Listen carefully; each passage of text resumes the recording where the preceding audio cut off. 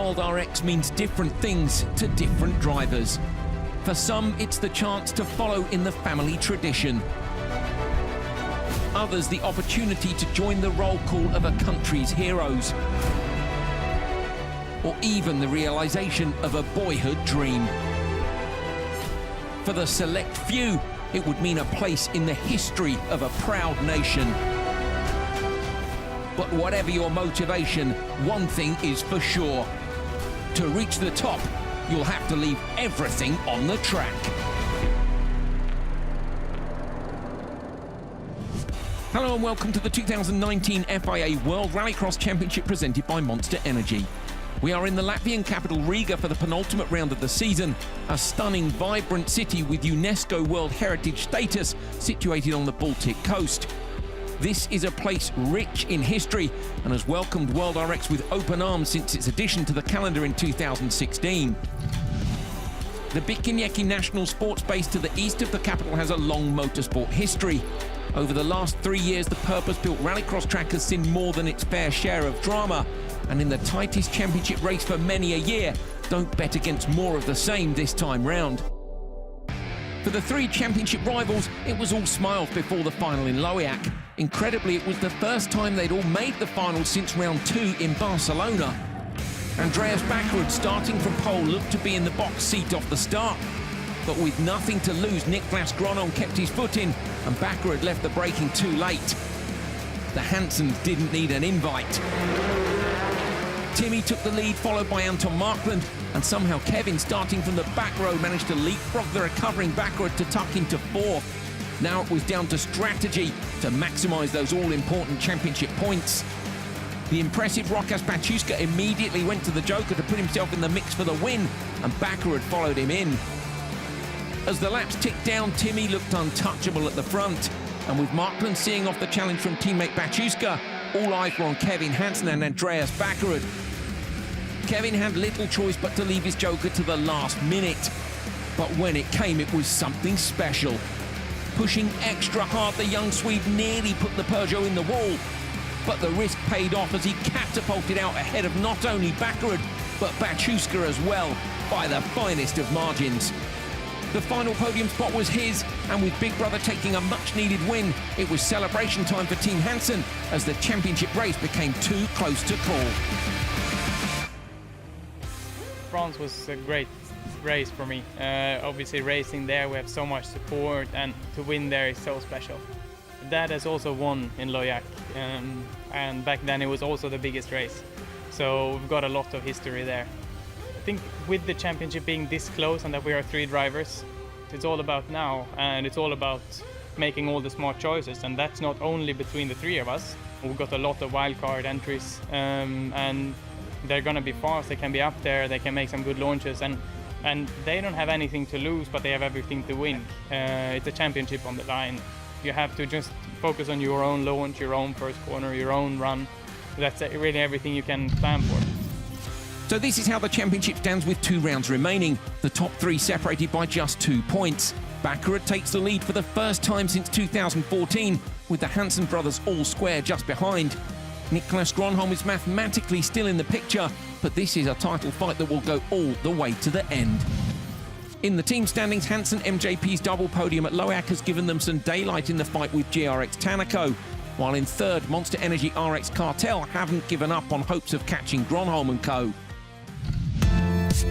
As the title fight reaches new heights and the main protagonists start to race for points and not necessarily victory, 2 men in particular will only have eyes on a win this weekend. For Jānis Baumanis and Reinis Nitish, taking to the top step at their home event and being part of Latvia's motorsport history would be the realisation of a lifelong ambition. Biggest party in the World Rallycross history. I remember last year, and it was just amazing. All the energy what comes from the people, it's unreal. It will be not completely mad party for me, but I pay drinks from my house, definitely. Both drivers have reason to be optimistic.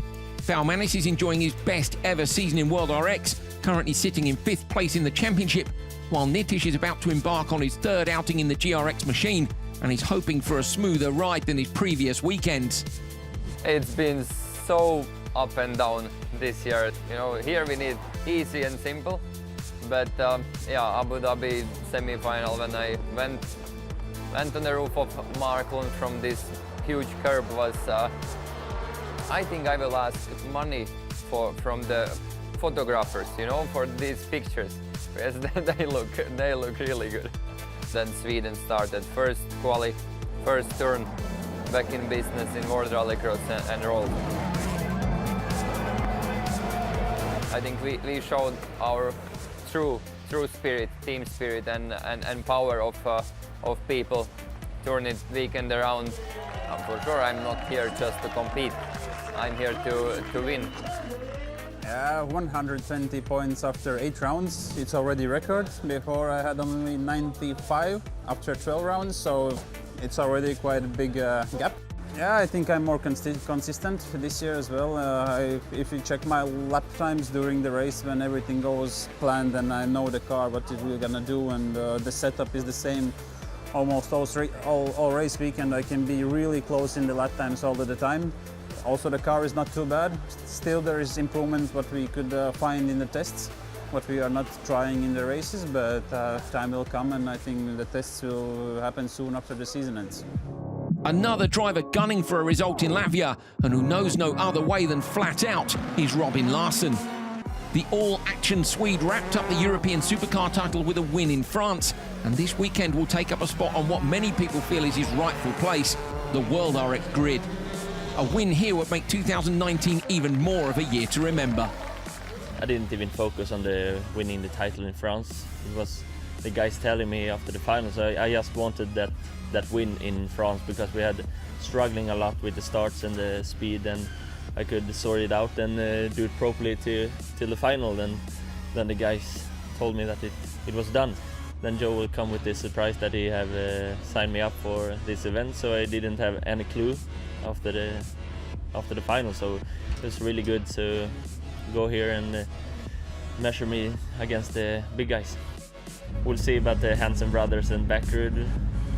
I don't think it's that hard to know who I'm aiming to help a little bit, so we'll see. Before the action gets underway, let's take a look at this fantastic purpose-built track in Riga. Latvia on the calendar for the 4th year in a row. 1,300 metres long, 60% asphalt and 40% dirt, but this dirt is very abrasive. It doesn't develop much and grip levels are high. We ride on board with Andreas Bakkerud off the start line, pulling gears down towards turn 1. You have to watch out that you don't get squeezed into that wall on the left-hand side. Braking then into turn 2. Find the traction on the exit, up the gears then down towards turn 3. This one's tricky. Back the car in, a little bit of handbrake from Bakkerud, out towards the wall on the outside, and then braking for a crucial hairpin. Got to get the exit of this one right. You can lose up to 5/10 on the run down to the next tight corner, the hairpin which is after the jump. He hugs the armco on the right and then on the left, on the gas, over the crest, and then braking hard for the hairpin, down a couple of gears, close to the armco on the left-hand side. Here the Joker lap splits left, we go right again, tight on the marker on the right. There's a jump in both the Joker and the standard lap, over the big curves on the right-hand side, into the last left-hander, and you have to watch here for the cars coming off the Joker lap, try and protect or take a position on the gas and over the line to complete a lap in Riga.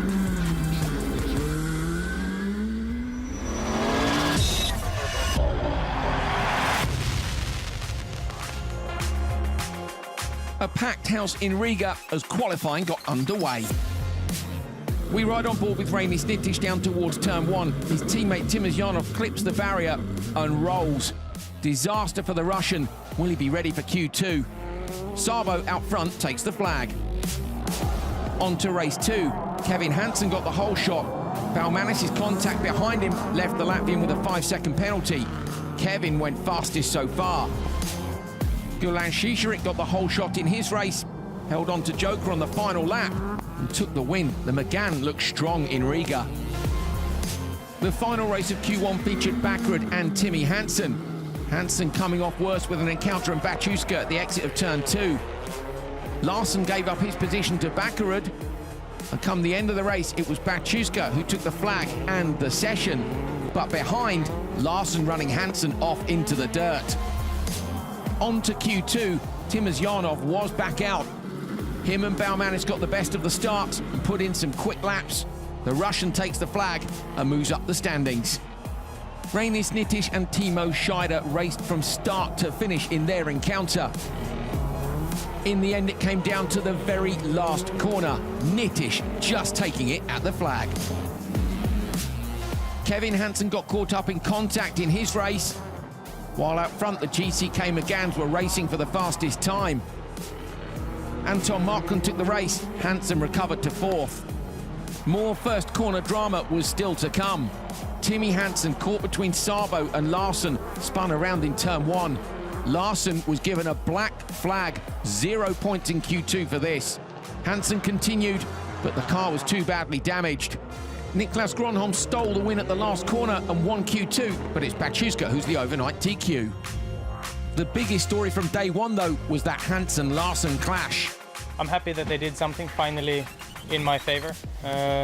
It doesn't help me though. Like I'm still where I am. When I look in the video, I think Timmy could also brake, and he was last of all of us, and he could have braked, but he just keep on giving throttle and hope for the best.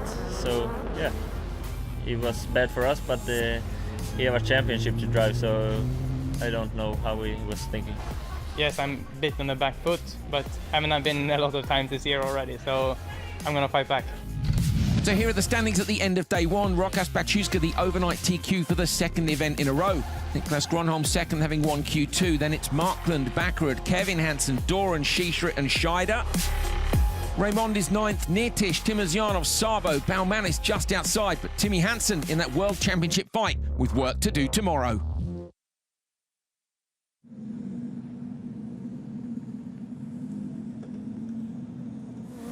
Well, for the second consecutive event, Rokas Bakkerud, you are top qualifier overnight. Talk us through yesterday and how everything's going so right for you. Yeah, yesterday was quite tough, a little bit. We get a good draw. We are P3. I managed a good start, and then I finished Q1, P1, and the second one was a little bit mess. Guerlain a little bit was in the struggle with the car, and yeah, but he need to go to the joker. I did stuff, and then yeah, I finished P2. But overnight P1 is nice to be, you know, like in France, it need to be like that, you know. I'm really sadly, maybe I can fight for the championship. In the first Abu Dhabi was also good, but some problem with the engine, and yeah, problem with the team. It's all the problems in this year, and I miss 2 rounds, and it's difficult to say. You know, I want to show my space where I need to be and where I am. Yeah, today is the rain day. It's sadly a little bit, but yeah, for everybody it's the same condition. And for tomorrow, for today, we will manage to be in the fast queue. I know it's difficult in the rain because you need to drive smooth, no did mistakes. Because I remember 2017, I think Timmy touched Loeb and they 2 spin and was a mess. Yeah, I hope it will be good. Fans are arriving here. Yeah, for the fans it's not a good condition, but for today I hope I do my job. Okay, well done. Good luck. Thank you. Okay, let's see if we can grab a word with Anton Marklund. Anton, yesterday was a really good day for you and for the team in general. Give us a sense of how different it is now that the rain has come in. Obviously, it's very different. I mean, the gravel is quite still good grip because it's really rough and it's draining the water. But on the track, on the tarmac, we have standing water, which gives you a bit of aquaplaning, and sometimes it gets a bit interesting.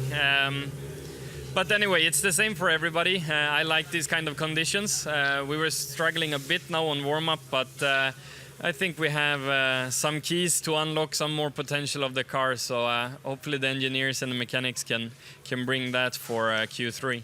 And just quickly, give us a sense of how realistic it is that you could actually get a proper win today.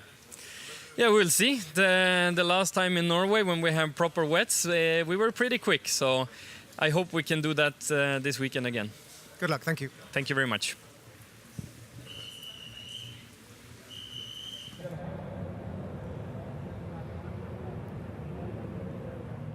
Hello from Riga, my name's Andrew Coley, I will be your commentator. Joining me on commentary, Dan Rook, Neil Cole reporting from the paddock. Here's how we stand ahead of Q3. Bachuska, the overnight TQ, then Gronholm, Markland, Bakkerud, Hansen, Dorr and Schiescher has actually been disqualified from Q2, so drops down, and that'll see Balmanis in the top 12.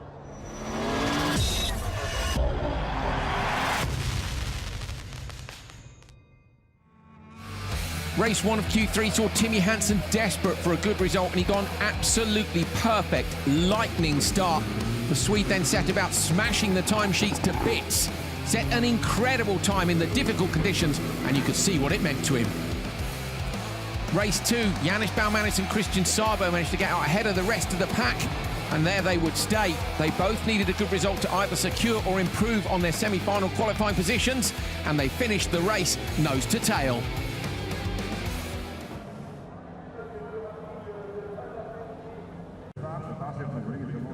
Very much looking forward to this encounter. Race 3, Q3. Bakkerud is on the inside next to Kevin Hansen. Those two guys, of course, fighting for the World Championship. At the minute, they are 4th and 5th. Reinis Nitish in the middle of the grid wants to be further up here in Latvia. Then it's Scheider and Cyril Raymond. Scheider loves the rain. He says the Seat Ibiza is a bit soft and it will suit it. Nitish is currently in P9 after the DQ for Schiescher yesterday. More Latvian onboards at the start. Here we go. Look at that. Look at the fingers. Just the nervousness of it. Look at it. Look, he can't keep the fingers still, and that's just the full focus. Now he pulls the handbrake on. He looks to the lights.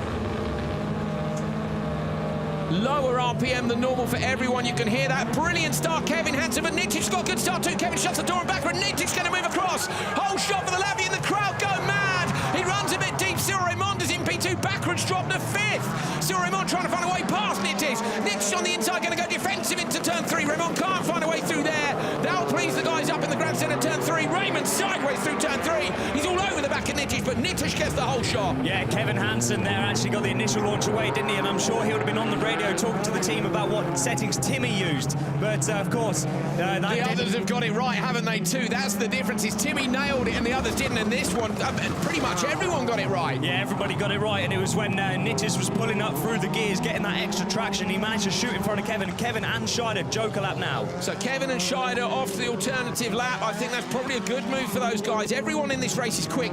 That's going to help Bakkerud because it's giving him 50 metres of free air look to try and get up to the back of Cyril Raymond. So I guess it's going to depend on the gap now as to whether they might send Bakkerud. He needed 2.9 yesterday. We don't know what the delta is today yet, but this is great for Nitish. Nitish had 2 runs yesterday which just weren't that good, and neither were really his fault. No, so now he's made the start work for him and got himself in that clear air. It's not only the air you need though, it's also being out of the spray of everybody else. So him having that little bit of extra, leeway in front means that he's not getting the windscreen's not getting flooded by the spray as well as the rain. He's got extra visibility, which is key as well. Go on, Reinis. We want to see good results for Latvians at home. You know we love a good story. Bakkerud gets released this time by Cyril Raymond. So Bakkerud at 2.1 with Kevin Hansen at 4.4. He's only got, 2.3 over Kevin, which in theory isn't going to be enough. Cyril Raymond, is he going to get Hansen? He does. So Cyril Raymond comes out in front. Where's Scheider?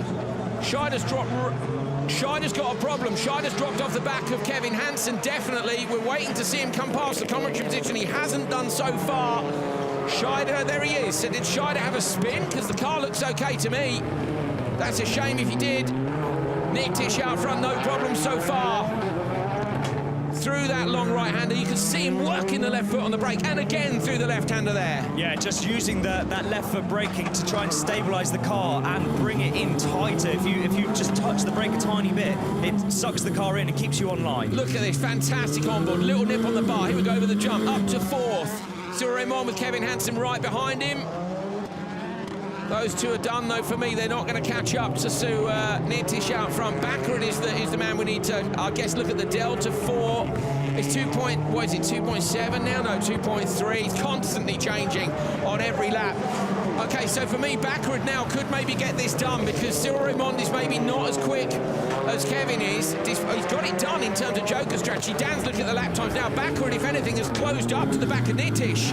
So has Nitish made a mistake or is Bakkerud just mega fast? 51.8 for Andreas. That's the fastest lap of the day so far. So Andreas is on a big push now. He had that extra free space. So Bakkerud gets released by people jokering early in front of him. He's P5 in turn 1. He's not going to get Nitish, but he is going to get a decent time here. Kevin Hansen behind Cyril Raymond. They're not going to catch up to these two. I think the gap's gone up enough. It has. It's gone up on every sector. They've got 4.1 now to get this done. Round the last left-hander. Wait and hear the crowd. Here we go. Latvian winner home. Fantastic. Reinis Nitish takes it from Andreas Bakkerud. The time 3:40.1. Quicker than Shisha it went, who was currently in P2. Bakkerud 40.7 will slot into behind Shisha and Sabo, so it's close at the top, except for one man, Timmy Hanson. So Hansen has one set of cars to go before he'll find out whether or not he can win, and the quickest guys, of course, in theory, are in that last race. Nitish rolls back to the paddock. There's a very wet Latvian flag, but with some very happy fans. Well, Q3, race 3, then confirmation of a brilliant result for Reinis Nitish. Andreas Bakkerud close behind him, Cyril Raymond, Kevin Hansen and Timo Scheider. Let's see where they slot in. Nitish goes into second and Bakkerud down into 5th.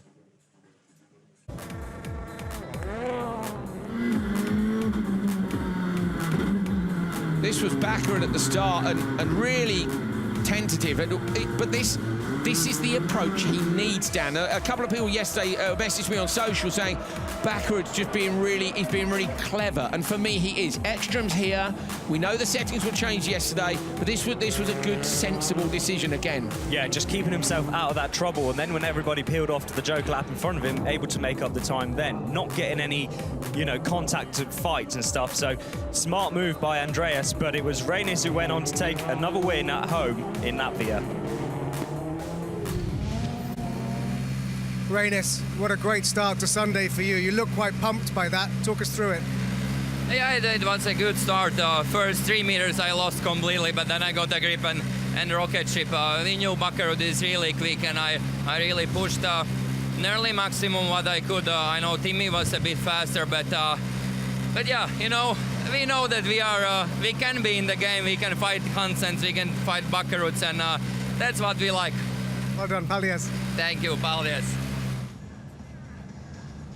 Final race of Q3. Race 4's on the line. Still raining. Niklas Gronholm on the inside. Gronholm yesterday won Q2. What can he do in the wet? Anton Markman, we know the McGann is quick. Liam Doran, we've just seen that the Audi's quick. Bachuska was the overnight TQ. And Timozyanov in another one of those Hyundais. Nitish has just gone second fastest. So any of these drivers could go to the top of the table. I expect them all to be in the mix.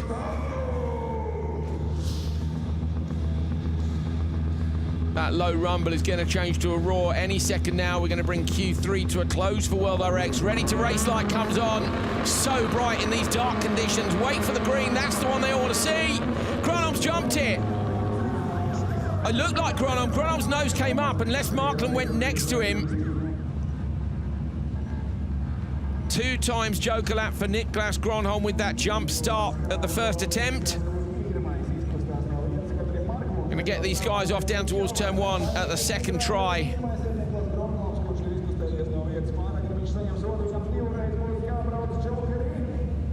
Thumbs up. This time they point them towards the lights. Now they're going to take the jump start sensors away. They'll walk behind the cars.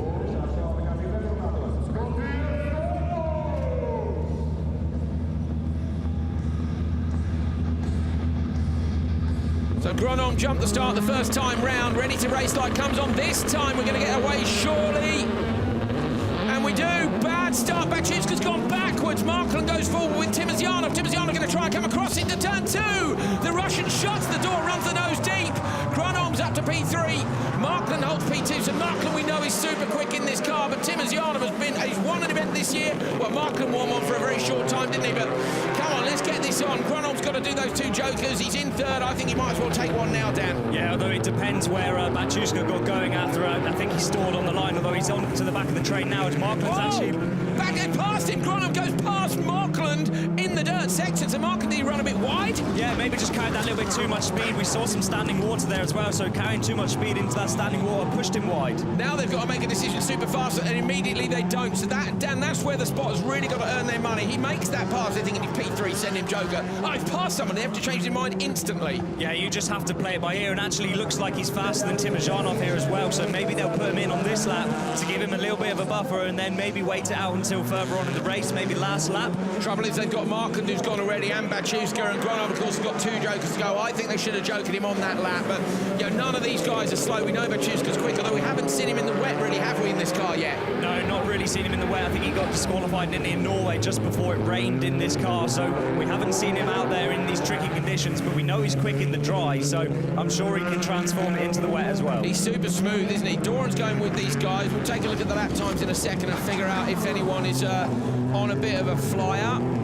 Doran through the hairpin. Gronholm's going to go Joker this time, so Gronholm goes in for the first of his 2 Jokers, and Doran's gone with him. Niklaus Gronholm trying to come out in front of Anton Markland.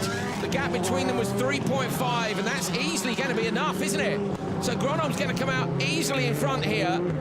This could work out, you know, he could end up P2 if he could. He's going to have to gap them behind him, but that's played pretty nicely so far. Yeah, just looking at his lap times, obviously he was on the back of Timmy Hanson and got a Joker lap, but I'm trying to look at the splits, and his pace is up there compared to the 3 behind him, and yeah, I think he has more pace than Timmy Hanson. Oh, he's sideways in the dirt on the exit there of turn 3. Doran heads the train of 3 cars at a Joker behind him. Gronholm has that second Joker to do. Timur Yanov at the moment has a 2.7 second gap, and of course Gronholm's got to go again, so Timur, I think, will wait it out. I mean, they could send him down for safety. I don't know, I think obviously 2 teammates, they're going to send them both at the same time, aren't they, just so that they don't end up piling into each other. It will make sense for them to both go on the last lap, and that's what they're going to do.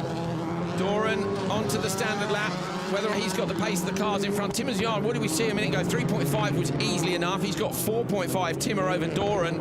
It's Gronholm back to Doran, which is the gap we need to watch. So at the minute it's 1.8. And now it's 1.9, is it? So yeah, it is. So Gronholm is edging. He's 1.9 ahead of Doran, but yesterday they needed 2.9. Timur Yanov so close. Look at the dirt that's getting dragged into the track there as well. Yeah, that's just going to make the exit of that corner even slippier. So, you know, it's already soaking wet, and now they've got mud to deal with as well. Short shift in Timur Yanov. You heard him out the hairpin there. Just click it up another cog super early.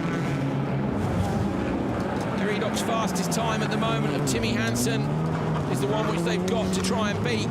The lap times aren't there, Andrew. They're at Timur Yanov's fastest at 52.8 and Hansen was on a 52.1. So Timur Yanov is nailing this one. Gronholm takes his second Joker, and he's maybe going to get overlapped by everyone here. It's going to be close at the merge. It's a shame for Bachuska, who was overnight TQ. Timur Yanov's going to take it. Timur crosses the line. Oh, Gronholm just up the inside of Bachuska. Very sensible from those. Timur spun at the finish. Timur spins into the wall. Doran too. So did Doran drop it on the as well? Full gas for Doran to hold on to it. That's the 3rd car we've seen drop it after the finish line. Dan, is that because they're not braking at their normal point because they want to get the time? Yeah, normally on a standard lap you brake before the start-finish line to go into turn 1, but obviously they don't have to make that corner, so they just brake really late, but then they end up dropping it. So Timur Yanov's time there is only going to be down about 7th fastest. Timmy Hanson wins Q3. So Timur Yanov with a 3:42.5. Doran, Mark and Gronholm with 2 Jokers. Bachuska with that bad start, maybe a stall on the line.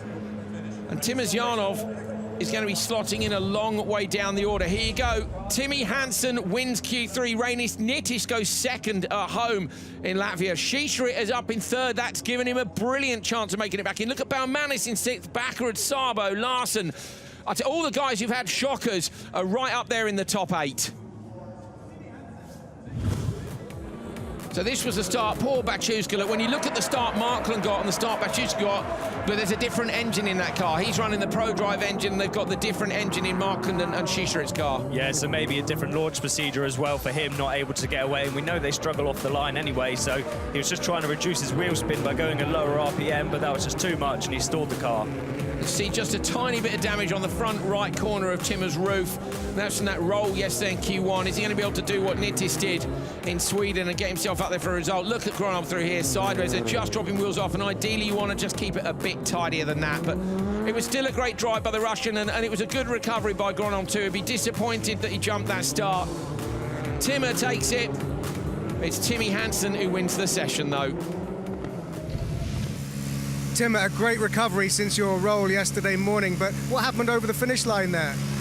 Yeah, actually, it's really tight. I exit from the joker lap to the finish line.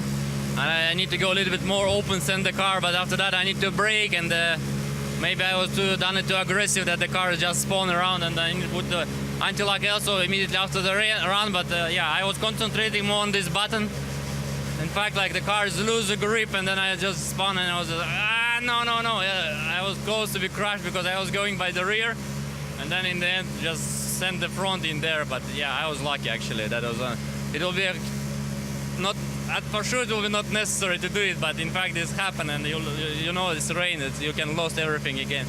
Yeah, I touched maybe the curb a little bit on the right side, and then after that it's going to be unstable. Yeah, but the speed is not bad. It's bad because we know that the track is, when the rain is stopped, the condition of the track is going to be worse. The mud is coming on the tarmac, and then you start to lose more standing water and everything. But yeah, we are all the speed was slower. Thank you. Well done.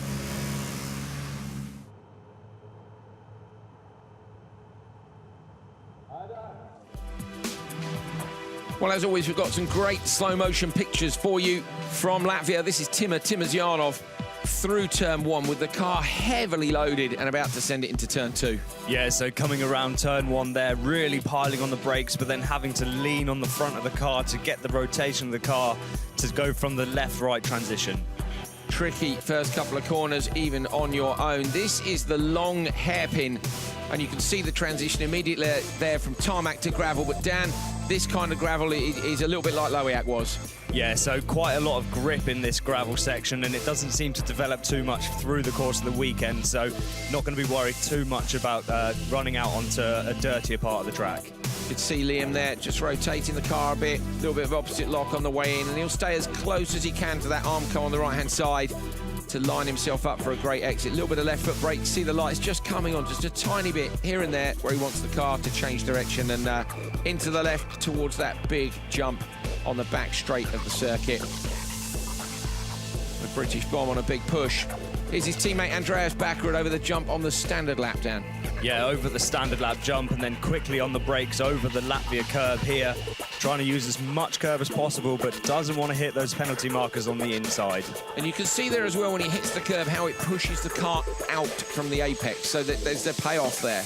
Yeah, so having to actually rotate the car quite soon. Otherwise, if you come in there not rotated, you'll just end up running wide out towards the concrete barrier on the outside and having to get back on the brakes. Bakkerud then into the long left-hander, and of course this is where you come around and find a car coming off the joker lap on the inside. And they'll then try to protect their position, or they'll run wide, so you don't know whether to go wide or tight. Balmanis, now he comes in with a bit more rotation for me, slightly earlier than Bakkerud, but again you see the car get pushed off the curb. Yeah, car starts to run wide there, but you can start to get back on the power, and then again on the brakes as they transition between the two corners. You can see the nose of the car diving down as he weights the front corners. Łukasz Baciuszka went very well in France. And the McGann, they think, will be strong here. This is Ollie Bennett on one of the painted curb sections of the track. That might be the entrance to the joker lap, I think. Yeah, entrance to the joker lap there for Ollie, and it's very easy to run wide on that part of the course, so good for him to keep it in tight there. There's a jump, remember, on the inside and the outside.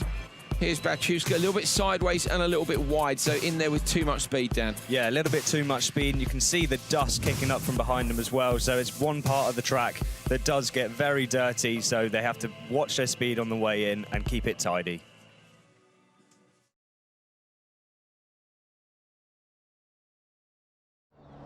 There's just one qualifying session left here in Latvia. You're going to find out where the World Championship regulars are going to be on the grid.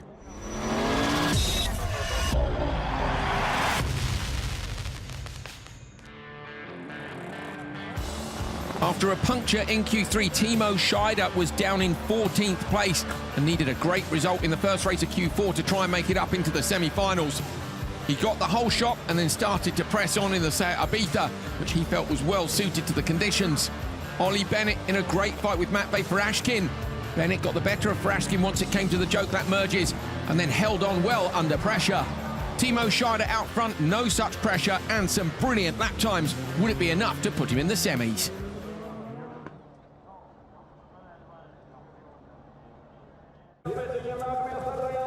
Q4 race 2, here we go. Liam Doran, then Anton Markland, Guillaume de Ridder, Nicolas Gronholm and Rokas Baciuska. Baciuska had that kind of stall at the start on the previous one. So what can these guys do from here? 3 of the GCK drivers. Liam Doran on the inside, everybody on wets as we would expect. Nicolas Gronholm, they all need a good start here. Anton, Rokas, Nicolas have all been very, very quick this weekend. Guillaume de Ridder's currently P13. Liam Doran's up in P7.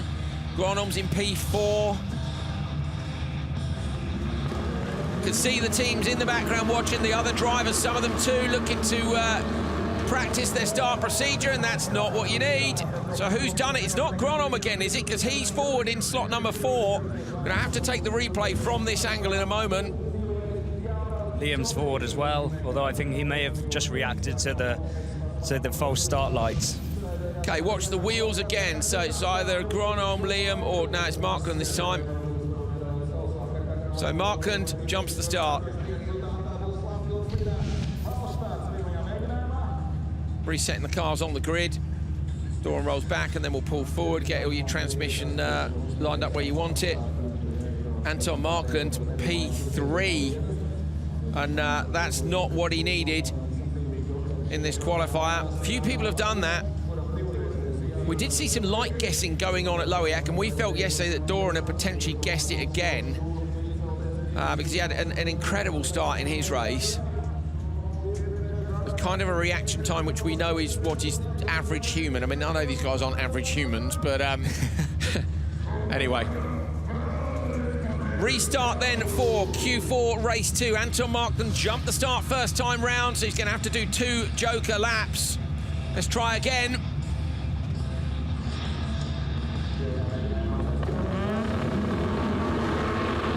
Who's going to find that all-important traction on the run to the first corner? Markland goes backwards. Doran's got a good one, so has de Ridder in the middle of the grid. Doran's going to be on the inside, though. Baciuska trying to come around the outside. De Ridder has to slot in. Markland's going to have the inside line on the run to the next corner, but he gets sideways. Guillaume de Ridder holds on to second. He goes defensive on the brakes into turn 3. Good on you, Guillaume. Liam goes 2 sideways. He's in the wall. Oh, Liam's in the wall twice. Going to pull the Audi back on from the outside. He just went in there 2 sideways. Guillaume de Ridder leads. Doran's on the back of the pack already. Yeah, disaster for Liam, just misjudged that corner on the way in. As Gronholm's run a bit wide now, so that could open the door for Liam on the way into the hairpin off the jump. But he's actually dropped backwards there, and... he had to back off, didn't he, when Gronholm made the mistake? There wasn't quite enough of a gap to slide through. Who's going to go joker? Markland goes, Gronholm goes, Liam stays out. You'd expect that. Yeah, you'd expect it, especially because Gronholm went in front of him. Now Liam's got that little bit of track space to try and punch in some laps and make up the ground. Going to be close at the merge. Liam's going to get it. Markland, of course, with double jokers to do. So Gronholm at the back. De Ridder, though. Go on, Guillaume. Yesterday, Guillaume was chasing, was he? I think it was, no, Nittis was chasing Guillaume, and he wasn't closing him down. So go on, Guillaume. I really look at the amount of dirt that Liam Doran's pulled onto the track, though, there. It's actually on the exit of the corner now. It's a long way further back than it was, and a long way into the braking zone. Yeah, so just really changed the track conditions there completely. Scheider's going to be watching this, rubbing his hands together, because obviously that's going to make the track a bit slower. But he'll be buying Liam a bit. But Baciuska's dropped it on the brakes. Baciuska's dropped it. Just about holds on. You can see from the jump there, the car wasn't settled when he leapt on the brake pedal, and he just goes deep. Doesn't lose too much time, though. Yeah, lucky for him. And Markland's choosing to do his second joker, so he got up behind Liam and felt he can have a little bit more pace. So doing that second joker, getting it out of the way, and then hopefully he can leapfrog Liam when Liam does his. Nicely done from Anton Markland. Didn't want to jump the start. Come on, Guillaume de Ridder. Semi-finals this time. Go on, lads. That's what we want to see. Baciuska's right there with him. I really, really want to see it happen for him. He hasn't made the made the semis in Spain. He got P6 in his semi in Spain, but I want to see him make it again here. Baciuska now, though, could do with de Ridder being out of the way, and I think the team, if de Ridder doesn't go, Baciuska will have to. Yeah, they've got to send him, although I wouldn't be surprised if they send Guillaume in, because he's probably got enough of a gap back to Liam, whereas Baciuska won't, so at least de Ridder can get Liam, and then Bakkerud can have the free track for a lap. There's Dan Rook back into spotter mode, and that's exactly what happens. In goes De Ridder. Yes, Dan Rook. Doran goes in with him, though, so that's ideal for Bakkerud as well. Gronholm is going to get past Doran here, but I think De Ridder might hold on. It's going to be close between De Ridder and Gronholm. Gronholm's going to try and get the undercut. He did it yesterday.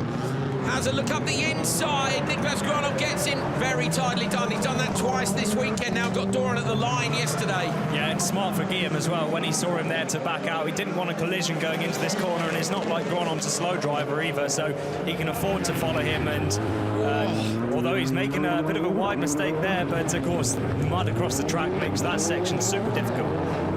Gronholm could do with a good result here as well. How are the lap times compared to Scheider? 51.9. Yeah, so 51.8 from Niklas Gronholm. Looking to go fastest here, but Bakkerud's going into the Joker with a 3.7 advantage. Maybe Rockash is going to get it. I don't think we've seen ultimate track pace yet, because these guys, yeah, but they've all had their various holes. Bakkerud's going to get this, isn't he? Easily. So Bakkerud looking to go quicker than Scheider's 3.37. Round the last left-hander, there he is. Over the line, Bakkerud, 3.39. He doesn't, he's 2.2 off. So Gronholm putting a couple of mega laps in the middle with 51.8, but it didn't work out with the start and the strategy.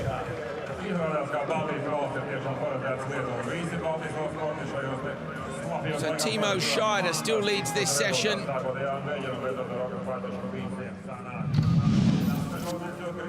So 3.39.9 for Bakkerud. Gronholm gets second. De Ridder ends up third. That's a good time from Guillaume. We really want to see him in the semi-finals here. Markland fourth. Markland, remember, was third overnight. Sorry, third after Q3. But with that jump start, hurt his chances a bit. There's still 10 cars to go. So Markland didn't get the best of starts there. Slots in behind Doran, which is pretty wise, actually. Bakkerud also backs out of it. Everybody thinking a little bit more today, I feel, in turn one. Yeah, and of course, they're all in under the same awning as well, aren't they? Three of the drivers in this one. This is Liam absolutely dropping it into the wall once, into the wall twice, into the wall 3 times there. He kept it lit, didn't he? Liam, if anyone's going to pull it out of a situation like that, it's Liam Doran, absolutely. But yeah, he was a little bit too wide, and he'll be gutted there are tyres in front of that concrete wall, because he might have got away with it if there hadn't been, but they just take up an extra foot of the space on the grass. Gronholm, nicely done on De Ridder. A mistake from Markland as well up at the end. Super close between him and Doran, but Bakkerud takes this one. He was second after Q3. Rockash, a good result for you. How different are the conditions from Q3?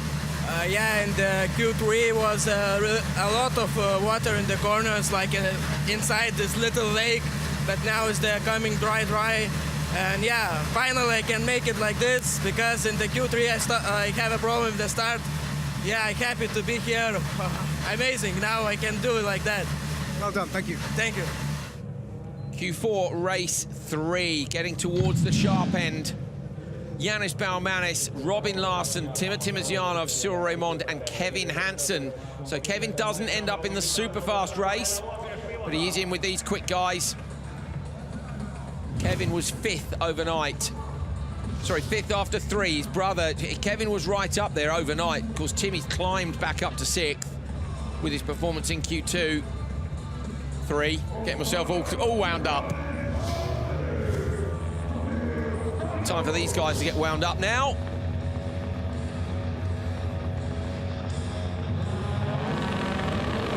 So a bit more RPM, it sounds like, than we were seeing this morning.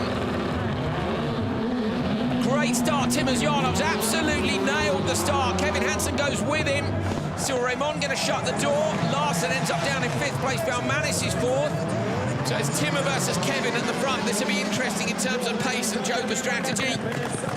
Timosyanov's down in 12th place. So Timo, there's a load of people here, Dan. This is typical wet weather who need a good result. We've had those random results. These semi-final places are up for grabs. Yeah, so Timosyanov's going to really have to pull out of the bag, especially after Scheider's run in Q1. As Baumanis is running a little bit too sideways there, dropped off the back of of Raymond, and you can see Larsson's having a look up the inside as well, maybe just showing him in his mirrors.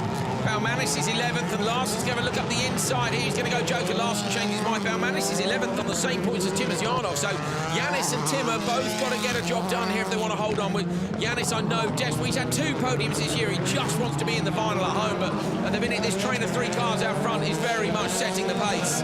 Yeah, they're really close together, aren't they? And Timosyanov actually not holding Kevin up, so Timosyanov maybe got good pace. His first lap was a 52.9 from a standing start. Sideways in turn 3, but he was epic through turn 1 and 2 there. Do you see the time he gained? He was so keen on the exit, really was good. Get the concertina effect on the brakes, and then we'll see the gap again once they go down the back straight. It was 0.5. The other thing is down there, these drivers perform differently in different sectors, don't they? You know, there might be one you're absolutely nailing. Yanis was telling me earlier this weekend, he's now very consistent across the sectors. Maybe not ultimate fastest in one, but you do get that sector that's gold for you. Yeah, so you get drivers that will specialise in the gravel parts of the track, maybe come from a bit more of a rallying background, that sort of thing. Or you get the ones that are good on the tarmac, that come from, you know, your circuit backgrounds to sort of style or type of thing. So for Cyril Raymond, for example, I think he is much better on tarmac than he is in gravel. He does a lot of go-kart instructing at home, so of course you'd expect him to excel in that area. Timosyanov through turn 3. Wipers on for everyone except him. He's got clear screen in front of him. Baumanis 6.2, so he's within 3 seconds of Larsson in front of him. But it's kind of about overall time really for Yanis to try and hold on to that spot in the semis. Going big over the jump. Timosyanov's last lap was a 52.3, so that is 4 tenths off of what Scheider's best lap was. Of course, it does matter of consistency over the race. Larsson goes Joker.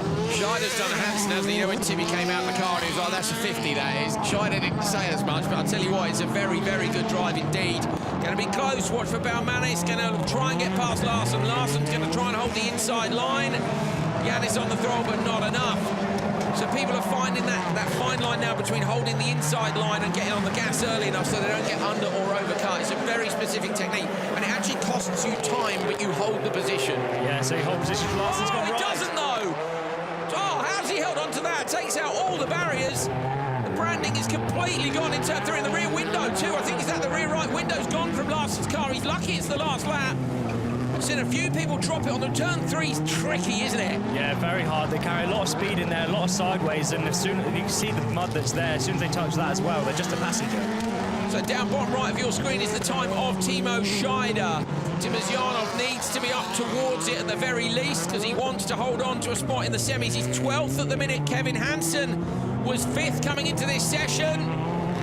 Not quite enough. It's a 3:38.6. Timo goes 2nd. 8 tenths off. Kevin Hansen's going to be right up there. So it's just Bakkerud and Timmy Hanson. We need to see what results they can get in the last race of this session. That's a great drive by Timo, and I think that's definitely going to stick him into the semi-finals.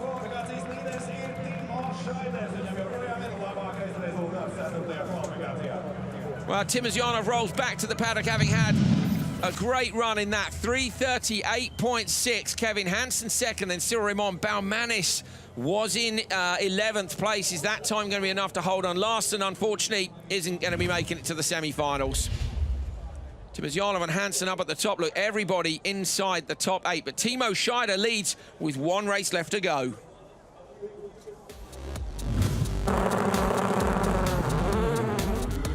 Great start by Tim, and when you're Baumanis, that's so frustrating, isn't it, to know how right they got it? Yeah, they're already, you know, 2 or 3 car lengths in front of you at this point, so that's just a real kick in the teeth. You know from here you've got to do the fighting straight away. Especially when you know Tim is equal with you on points, because those are the guys you're kind of looking for. That's Baumanis short-shifting, trying to get up the inside of Larsson. Now, I wonder if we might see on board from now. We didn't. I thought we might see Larsson. Look at that. Took out a load of the barriers. I'm pretty sure he took out his own rear window as well. Here it is, here it is. Look at this. And now Yanis is like, wow, I need a bit more space down the side. So Timosyanov comes round to take the checker flag. He goes P2 in Q4. Timo, 2nd quickest so far in this session, and a big smile on your face when you came in here. You look happy. I see you 3rd time in a row this weekend, you know. After the roll, I see like this is nice to win the heats and to be quicker than the other guys, because I need to catch some points in front of the of the group, but now it will be the last really fast guys out on the track, and the track is going, I think, better condition. Yeah, I think I lost somewhere on the third lap to the Kevin Hansen, like I saw it in the mirrors that he's catching. Yeah, but it is my mistake, and I think I lost something in 3/10 of the second, like 8/10 of second. Still, it's good to come back. Yeah, you can see the roof is okay. Yeah, Hopefully see you in the semis. Semi, wait to the semi. The final race then of qualifying from Latvia, and our championship contenders are in here. Timmy Hanson on the inside, then it's Reinis Nitish, hoping to be right at the sharp end at home in Latvia. Shisha, it's been quick, he had that penalty, can he recover from it and get in the semi? Sabo and Andreas Bakkerud, the World Championship leader. Will those points change at the end of qualifying? We're about to find out. The marshals are leaving the grid. The music is pumping into the grandstands here in Latvia. The rain has stopped, but the track is still wet, and we are all fired up. Bakkerud in the number 13, leading the championship, looks down to check his settings. Hansen on the other side of the grid. Oh, great start, Timmy Hansen and Andreas Bakkerud, the two championship front runners, are going to go towards turn one together. Bakkerud gives Hansen room. Contact in the background between a couple of the cars, definitely. But it's Hansen, Bakkerud, Sabo, Nitish. It was Nitish who ran out the back. Look, you can see the bonnet is pushed up on that car, and Shisha drops in at the back of the pack. So ideal for Timmy Hansen and Bakkerud. They are out front. They're looking for front row slots in the semi-finals. Dan, we might have an epic set of semis this afternoon. Yeah, well, 100%, isn't it? The championship is on the line these next two events, and we're coming towards the sharp end of this event, and the two of the championship fighters are out front of this qualifying race. That's where they need to be, but let's not forget at the moment it's Andreas is on top in the overall standings. Timmy's in sixth. Andreas is in the top qualifier spot. It's obviously, basically, there are points, if you're not aware, and I'm sure you are by now, there are points in qualifying as well. So TQ gets 16, then it goes 15, 14, 13, etc., down to 16th place. The top 12 going through. So they've got to aim to beat their championship competitors at every stage of every event, Dan. Yeah, and it's keeping it consistent for these guys now. It's, you know, they could go absolutely balls out and just trying to win this event, but then, you know, if it's not something they can maintain, then they're going to end up falling backwards again. Bakkerud here's taken a brilliant approach, hasn't he? I think a lot of people said, look, why did he try and beat Niklas in France? He needed to beat Timmy and Kevin. It does come third in France, take a point each off. It's hard to take that out. He's got Matthias Ekstrom here with him, advising him and just keeping his head straight, and to me, he's kept it super straight. Look at the start, even in this one. He didn't try and do anything silly with Timmy. He's like, you go in there, sunshine. I'm in the TQ spot. Yeah, and I think, yeah, definitely Matthias is here helping him, and Sabo coming around the outside, Nitish round the inside. Nitish might look for it, but Sabo's got enough room to get away. So it's just Hansen and Bakkerud left to joke at the front. That's not ideal for Nitish, is it? Looking into right-handed corners, we can see on board now, Dan, they sit so low that really affects how you can see the apex. Yeah, so our camera is actually sitting a little bit higher than what Reinis' eye line is going to be, and you can already see how compromised his vision is. So that's really not helping him out at all. Gulash Shisha at the back in the GC Cayman is down in 17th, so he needs bad results for everyone else and a good result for him, and unfortunately I don't think this is going to be enough. He was really unlucky yesterday on this piece of track. Shisha touched the button for the launch, which is illegal because it brings in a rev limiter, so it can act as traction control. Bakkerud goes Joker. He's got enough over Sabo. I think there was 3.9 between them. Let's see if we can figure it out. And it's starting to get dried. You see in the standard lap, there's well, not a dry, but not a wet line. Not dry in the true sense of the word, but any standing water is disappearing from it. Scheider was doing a 51.9. These guys, Sabo's done a 51.7. So's Hansen, so's Bakkerud. So it's quick now. On board with Bakkerud. He's so patient on the throttle through turn 3, just touches the dirt on the outside. Look at this, Dan. Yeah, he's just very patient, keeping it super calm, and that's what you have to do in these conditions. It's so tricky and so easy to make a mistake. Hansen gonna go Joker now. The gap at the minute is 3.3. We know 3.9 was enough for Bakkerud. He's come out, look at a good second in front of Sabo. So is this gonna be enough for Timmy Hansen? How far up the order can he get himself? Hansen in the Joker, Bakkerud on the standard lap. Gonna be really close. This is for the line in Q4. Bakkerud's gonna look up the inside. Timmy holds the line tight. Bakkerud goes for the outside. Hansen gets it. and he goes fastest. Timmy Hanson wins Q4, so by 0.2 of a second, that is the recovery of the weekend. He's had to recover so many times this year from Abu Dhabi, from Canada, and he saves it again here. Timmy Hanson has kept his World Championship very much alive. Bakkerud, though, is going to beat him in qualifying here, and he will extend his lead by 1 point at least. Timmy Hanson wins Q4, race 4, and the session from Andreas Bakkerud, Sabo, Nitish and Shisharit. We're going to find out shortly where they slot into the overall. Oh, they're right up there. Look, Scheider gets second. That's surely enough to drag Scheider back in. Timosyanov's up there in fourth. Look, Kevin Hansen in fifth place. That's the standings of Q4, and of course we'll have the standings after them very shortly indeed.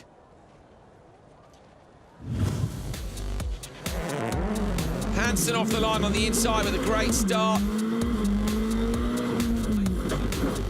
Oh, there's the contact with Nitish. Yeah, so Rainey's got a lot of wheel spin off the line and then dropped it on the brakes. I think just misjudging how the grip levels out there, locking up and going into the back of Szabo. We're right on board now of Andreas. Listen to how patient he's got to be with the car in these conditions. It's super slippy out there and you cannot light the throttle up. Yeah, super smooth drive from Andreas Bakkerud. Not quite enough to deny Timmy Hansen, but it should be enough for Bakkerud to hold the TQ. Well, let's take a look then at the standings after the all-important Q4 here in Latvia. And it is indeed Andreas Bakkerud who takes the TQ despite not winning a session. Timmy Hansen with an incredible performance today to win both Q3 and Q4. It was crucial for him, and he goes P2. Bachuska drops to 3, having won Q1. Then it's Kevin Hansen. Our top 3 in the World Rallycross Championship are on the front rows of the 2 semi-finals. In fact, the Hansens will race with each other in Semi-2. Niklas Gronholm and Rainis Nitish, 2 of the GRX cars in 5th and 6th. Markland is 7th, Christian Szabo in 8th. Doran goes 9th, Timosyanov 10th, Scheider in 11th, the Baumanis is in, and that's because Cyril Raymond was given a 5-second penalty for touching the track markers in Q4. De Ridder and Shisharit missing out as well, so those 3 GCK drivers just missing out. Both the Latvians and all our World Championship qualifier drivers are in. Well, we've had heavy rain again since Q4 finished. You can see, I think, from the crowd there, it is cold, it's windy, it's been stopped raining at the moment, but the track is absolutely soaking wet again. So semi-finals are going to be great fun. Stick around.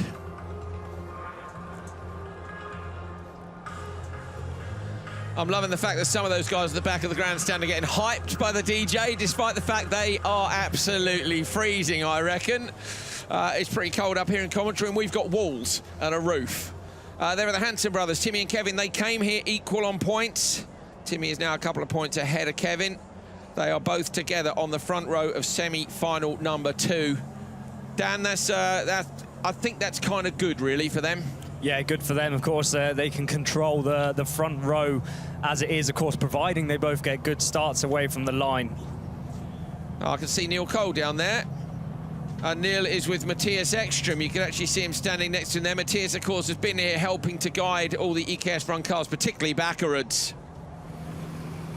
Matthias, it's great to see you back in the pre-grid. How does it feel to be among the cars again? Yeah, it was nice. I mean, Andreas asked me if I could come and help him here because last year he was struggling. So I've been helping him as a driver coach, doing setups and so on. And so far he's been driving fantastic, really good pace in the dry, really good pace in the wet. And now it's when the showdown counts, semi-final and final, it's pretty awkward to not be in the car. And it's actually my first race in my whole life, which I entered, and I have nothing else to do than watching and not driving. So I had a great time with the guys and really enjoyed it. And you just had a little word with him, the last person to speak to him before helmet, visor down, getting in the car. What did you say to him? What was the last thing? No, I mean, he knows everything already, so I just gave him a remembering of the strategy for the race. We've done some small tweaks on the setup, so he knows about the performance, when to expect to have the peak performance. So, but he's in the good zone, so I'm confident he can do well. And the only thing is start lines and all this is difficult for the grip. But anyway, I think we have done all our homework, so it's up to him to execute now. Firstly, are you going to come back? And secondly, What do you think of how close the competition is this season? I think it's pretty cool, very close, and a comeback is unlikely as a driver, but I can come back as this. I enjoy that as well. Cheers. Thanks, Matthias. Unlikely is not no. He's just signed with Cupra. Now, if you're familiar, Seat obviously are the Spanish brand, which is one of the subsidiaries of Volkswagen Audi. They've got Skoda as well. He's signed as an ambassador for Cupra for their electric motorsport program. He's going to be racing, or certainly driving, the ETCR car. So I know Seat have got a big history in motorsport. I would love to see Cupra come to the World Rallycross Championship. I'm sure you guys would as well.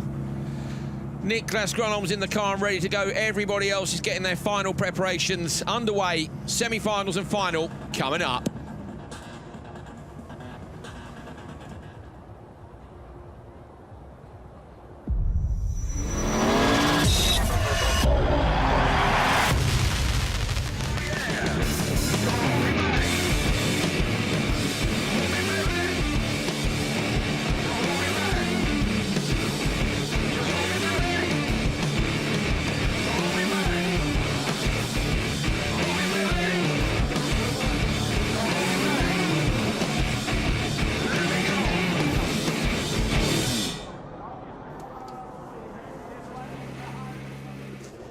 The contrast of 2 days entirely different in weather and 2 days of entirely different fortunes for Timmy Hanson. Yesterday, he looked like he might be on the back foot in the championship standings. Today, he absolutely smashed it, winning both sessions in the pouring rain. Brilliant job by Hanson to get back amongst it. My name is Andrew Coley. Joining me on commentary is Rallycross driver Dan Rook. Neil Cole reporting from the paddock and the pre-grid as always. And I say, a brilliant recovery by Timmy Hanson. Take a look at this. These are the standings after Q4, taking us into our semi-finals. So Bakkerud, Hansen, Baciuska, Kevin Hansen. Look at that. The top 3 in the championship are in the top 4 on the grid, with Baciuska among them. Then Gronholm, Nitish, Markland, Sabo, Doran, Timozyanov, Scheider and Baumanis. So both the Latvians are in at home. This is how they split. Odds to semi-1, evens to semi-2. So Bakkerud faces Baciuska. The Hansens are in control of row 1 in semi-final number 2. Both the Latvians are in semi-final 2. Timmy Hanson's going to be leading those 6 cars on the charge down to turn 1, and earlier on, Neil Cole caught up with them on the pre-grid. Timmy, you got yourself in the best possible position for semi-final 2, not only pole, but alongside your brother. Talk us about what's going to happen down into turn 1. Yeah, I'm so happy that we've got this far. So this is way more than I could expect yesterday. So now we're back in the game. It feels like a big relief. So now I don't have any fight back to do anymore. Now it is me and the track and my brother, together. So we are very comfortable in this position. I feel the most safe racing Kevin because I know we both want both of us to do well. So yeah, we'll try to get through turn 1 and 2. Hopefully we're first and second, and we push from there. Now, it was nice to see you just talking there with Timo, Yanis and Andreas Bakkerud. Very relaxed. Are you talking about the racing, or are you just not focusing on that? I asked him not to talk about it. But yeah, we had a laugh after, so no problem. Okay, well, good luck today. Thank you.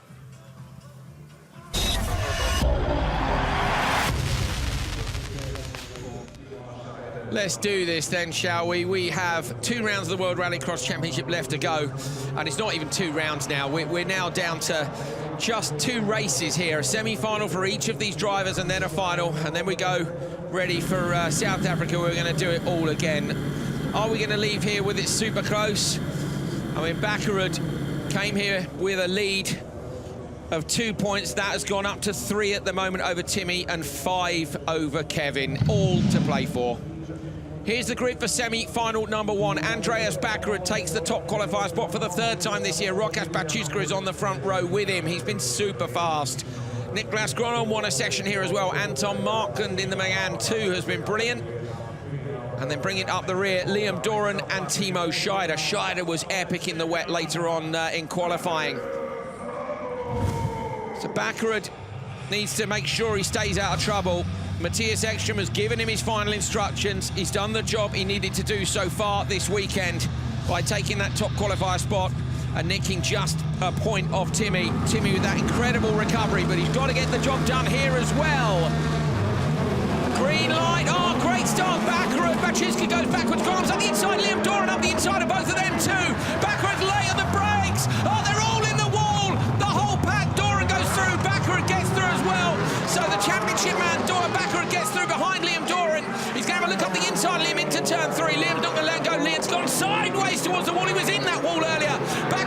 inside, he won't know he's there. He's got to get late on the brakes. Liam needs to know that he's there. He does know he's there, and he shuts the door on Gronholm. Perfect for Bakkerud after a disaster in turn one. Yeah, really perfect there, but everybody misjudging their braking point. It is the wettest that they have driven on the track all weekend, so everybody getting that wrong. And then now we've got RS Cartel 1 and 2 with Andreas out front. That's going to play perfectly for them in the tactics. I was interested to see what Gronholm's done, and okay, so they've gone 3 cars go to the Joker, so the 3 go straight there. Oh, Bachuska, I feel a bit sorry for Rokas there, ended up coming off worse, didn't he, down at the first corner. Liam, he gave room for Bakkerud. I'm not going to say let him go, because if he was going to let him go, he could have let him go earlier than that, Dan, I felt, but it was sensible where he did it, and he was able to shut the door on Niklas. Niklas has now got to get his eyes back on Markland behind him. We know the pace of the GCK McGann here. Yeah, they've been so quick all weekend, but of course Gronholm has as well. So he's in the back end of Liam here, so he needs to try and duck out of that. But again, the gap back to them, to Markland, he needs to be watching that, and if anything, I think he needs to get in now. He looks like he's got pace on Liam. That gap's going down for me, so I think Gronholm's quicker than Liam Doran. Where's Markland in the background? He looks further back there by sight than he did on the clocks. Send Gronholm in now, they do. So Niklas Gronholm goes in, and this is to cover off Markland behind. The gap came down while he was in behind Liam Doran, and also, of course, this gives Gronholm the chance to try and get past Doran. Yeah, but he's got to make sure, first of all, he's able to get out in front of Markland. Here comes Markland round the outside, Gronholm on the inside. Gronholm's going to hold that line, and Markland can't quite get it done. Now he's under pressure from behind, so he's got to defend as well as attack. Yeah, but there is a small gap there that Markland is not going to make a stupid lunge at now, so Niklas does have a tiny bit of breathing room, so he can try and chase down Liam. So Liam Doran in P2 behind Andreas Bakkerud. This is the perfect situation for them, as you saw Gronholm run out into the dirt, and Bakkerud has started to gap Liam. Now Bakkerud, we heard Matthias saying, I've told him when to expect the window. What are we talking? We think he's talking in with brand new wets, maybe? How long they'll stay at peak? Yeah, it could be that, or it could be sort of tyre pressures, when they're going to be at their best, and if they start to get a bit hot or whatever. But Liam goes Joker. So Liam's gone into the Joker lap. This is to protect from Niklas Gronholm behind. Oh, Liam puts a wheel in the dirt. The car gets sideways. I tell you what, this is going to be close. Liam's on the inside. Niklas Gronholm's going to have to get the gas on early. Liam's going to be at the apex, but he's done it. Niklas Gronholm gets past him. So now we've got to look at the gap between... and Doran has a look into turn one, but can't quite do it. So Gronholm holds on, and I think Bakkerud's got enough. I'd be tempted to go now rather than give Gronholm the time to chase him. Yeah, so he's got that buffer now, so he may as well go in and out, and then it's not like he can, if he makes a mistake after that, he can still fight position, but whereas if he makes a mistake now, whilst Gronholm's got the breathing space, he could potentially be leapfrogged. So how nervous were you guys at home if you're a Bakkerud fan and you saw turn one? My heart was in my mouth as well. I'm sure Markens was there, and they do the sensible thing. Dan, it's been sensible tactics all weekend long.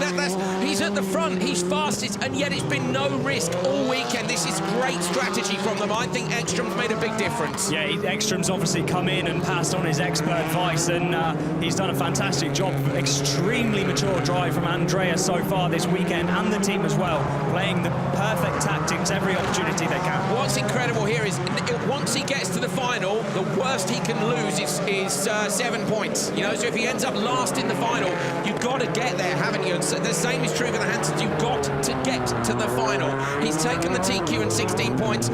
He's hoping he's going to take a good point from this. He's not over yet. He's got another lap and a half to go in these atrocious conditions, but strategy, take the points every single time. Yeah, that's exactly what you've got to look for. You're not looking for the outright wins now. You're looking to get as much points as you can. You can see his eyes are wide open, but he looks extremely relaxed in the car, trying to be nice and calm and not make any mistakes. Markland all over the back of Liam. He is, so Liam wants to hold on to his position here because, of course, this is for a place in the final. Markland's going to come out wide, see if he can find the traction on the exit. Anton Markland looking for a gap into turn one, straightens the car up early, but he's not quite alongside. Doran slams the door in his face. This is the battle to be watching, isn't it? Because barring any issues, Bakkerud and Gronholm are going to go through. Up towards turn three, Liam sometimes has been wide in there. This time it's perfect. Where can Anton pass? It's difficult, as he's going to have to take a massive risk, but now is the time you might just do that. For me, I think the only place he can do it now really is on a lunge into the hairpin after the jump here, if he's close enough, but it doesn't quite look like he is. No, Markland drops a couple of car lengths, gets close to the wall again, and almost drops it on the brakes. We saw Bachuska do that earlier on. Markland, though, holds on and doesn't run wide. But Andreas Bakkerud, after a carnage turn one, came out behind his teammate Liam Doran, and the World Championship leader is going to go through to the pole in the final. He takes maximum points in semi-final number one. Niklas Gronholm goes with him, and Doran just beats Markland to the line. Job done for Andreas. It's a relaxed fist pump. That's halfway there. He knows that. Advantage Bakkerud. He's taken as many points as he can so far. He just is going to be hoping that he can maintain it going into the final now. And of course, it all depends on what happens to the Hansens in semi-2. I haven't seen semi-1's first corner. After that, totally cool. First corner, I can't wait to see the replays. Bakkerud loosens the harness off. Looks like he's had his thumb on the radio there to the team, so we'll be talking to them. And Bachuska we're still waiting for. So we didn't see what happened to Bachuska. Well, his lap times are terrible. They're 10 seconds off after the first lap, so Bachuska's got a problem. And I feel sorry for Rockhouse, because overnight, I'd tell you, he's going to win an event soon. He's a weapon, isn't he? Oh, yeah, 100%. He's been so fast and able to stick it up with the top guys. Bakkerud rolling back to the paddock. Semi-final one, they've got more time to re-prepare the car. It's a perfect scenario. Semi-final one then goes to Andreas Bakkerud, along with 6 crucial World Championship points. Niklas Gronholm gets second. We know the Hyundai's fast here, and Liam Doran goes through to support his teammate Bakkerud. Markland, Scheider and Bachuska are out. Neil Cole is with Andreas Bakkerud. Semi-final win, the result is perfect, but what went through your mind in turn one? Yeah, I mean, I got so much pushing from behind, and I don't really remember what happened, but yeah, stuff happened very fast, and all I can say is that I have the best teammate in the world. Thank you, Liam Doran, for putting the door open and racing fair. He's not only supporting me on track, but also with the team RX Cartel. We're good friends, both off and on the track, so yeah, all honor to him. This was his win. The final. Yeah, Bakkerud there. So this was turn one. Look at the start Doran got. So Bachuska got a terrible start. And then what happens in the background? It's just skills, isn't it? Basically, Markland turns in a cross and Bakkerud's there. I don't really think Andreas could have done anything about that. Then Doran's there. I mean, by now, Andreas probably doesn't actually know how carnage it is. Whereas further back, look at this from Gronholm. Gronholm, actually, he's anchored up, hasn't he? You can't, okay, first corner incident is under investigation, but for me, that's a racing incident. I think Bachuska with a shocker, but what do you think? I think it seems obviously it's wetter than they've been out in there before. Everybody's extremely fired up. You know, it's not just an event on the line, it's a championship, and just misjudge that braking. What I like about that is first corner incident under investigation. It's not number this and number that, it's first corner incident. So that would say to me the stewards are already aware of the fact that this was just carnage, basically. Bakkerud out front, the Doran had opened the door a little bit for him. This was Liam in the fight with Niklas, holding off Anton Markland behind him. Sensible, measured racing from those guys, but look at the gap that Andreas Bakkerud had. He looked focused in the car, but he looked completely relaxed. The World Championship leader wins semi-final number one.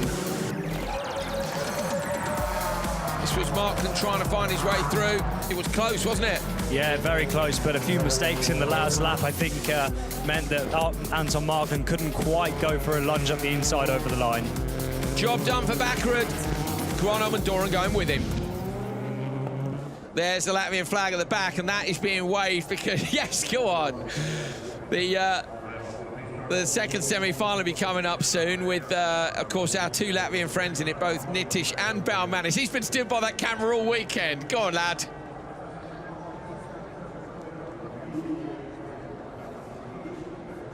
Woo!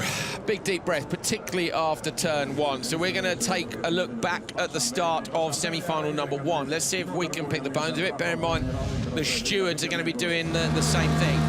Okay, so look for Bakkerud on the inside. Markland goes out wide. Bakkerud is on the inside here. Markland is going to come across.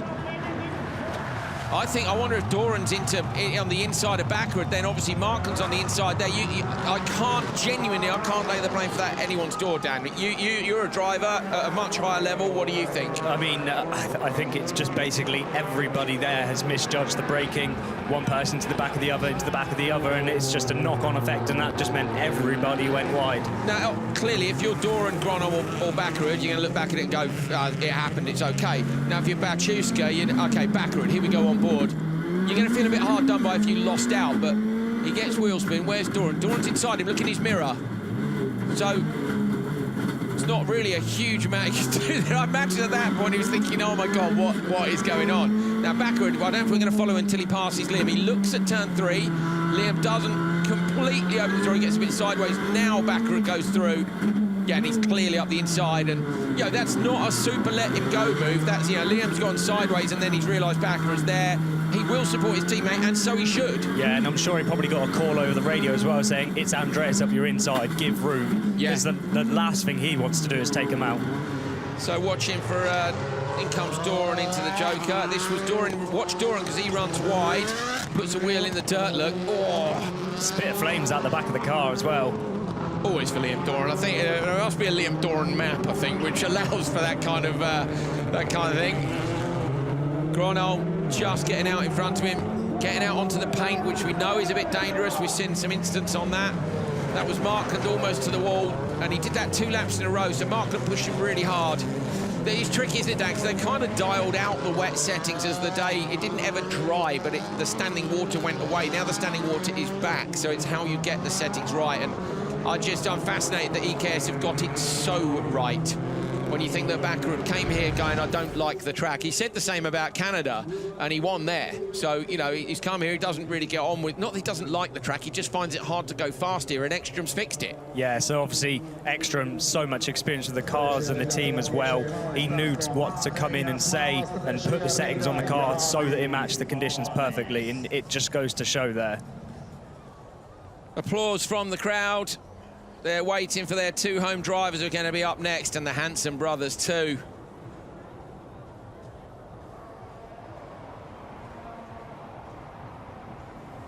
So Andreas Bakkerud, our World Championship leader, is safely through semi-final 1 with a win. It was a brilliant performance by Bakkerud. His rivals Timmy Hanson and Kevin Hansen are up next.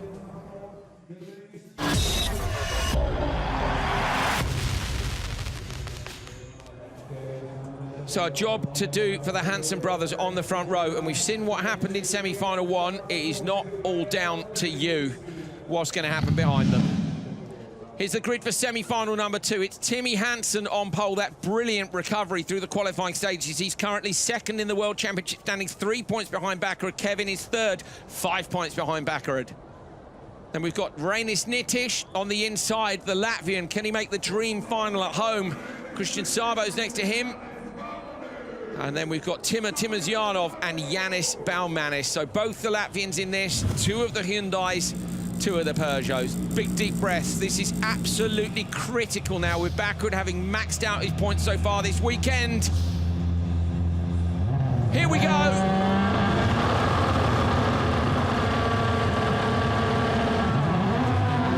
Good start by Timmy Hanson, not so good for Kevin Hanson. Kevin Hanson drops back up his inside, was Nitish, but he can't get through. Timosyanov trying to come around the outside. Baumanis has moved across the grid. Gonna try and get up to P3, drops down to P5. Nitish is in front of him, and Timosyanov goes P3. It's Timmy Hanson leading Kevin Hanson. Both the Latvians down in P4 and P5, but this is perfect for the Hansens. Oh, it's gonna be close. Yeah, but much more measured first corner this time round. Of course, they probably watched the last race and did not want to get caught out in that. Clever move by Kevin Hanson in the first and second corners. He didn't get the start and he knew that. Then on the way into the second corner, he closed off the inside so nobody could get up in it. What's interesting for me, Dan, is that both the people who started in slot number 2 on the front row have had a bad start in both semi-finals. So we're going to have a European Supercar final after this here, so we'll be able to see whether or not that's going to continue. Nitish goes Joker on lap 1. Christian Sabo goes with him. So Nitish now wants a bit of clear air. We know he can be quick here. Nitish, you know, is in a position to maybe overlap Timosyanov, but they're within the same team, so it's anybody's guess how this one's going to play out. Now Balmanis, look, is up to the back of the front three, and he can try to go with them.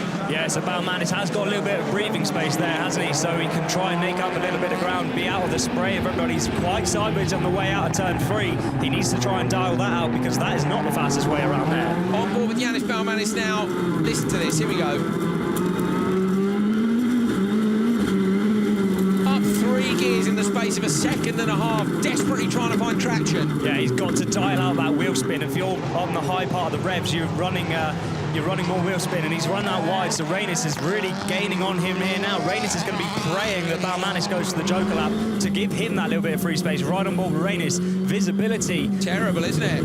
Cracked screen, and then you can see the smearing over it. No such problems for Timmy Hanson out front. Kevin Hansen is going with him, and so is Timosyanov.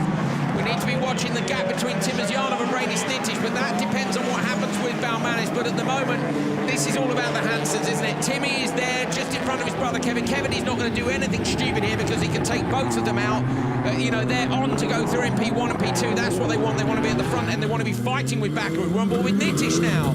Yeah, once again, up in 4th gear. So patient around that corner. You've got to be really, really, really patient on these slippy conditions. 4th gear as well. He seems to me to be a gear higher maybe than Balmanis was through that section. Obviously, the cars are geared differently and handled differently, but he's on him. Look, Nitish is right on Balmanis, and Balmanis doesn't go. So Rainis Nitish now up into 4th over the jump, braking smooth over the curb. Brakes again, knocks it down to 3rd.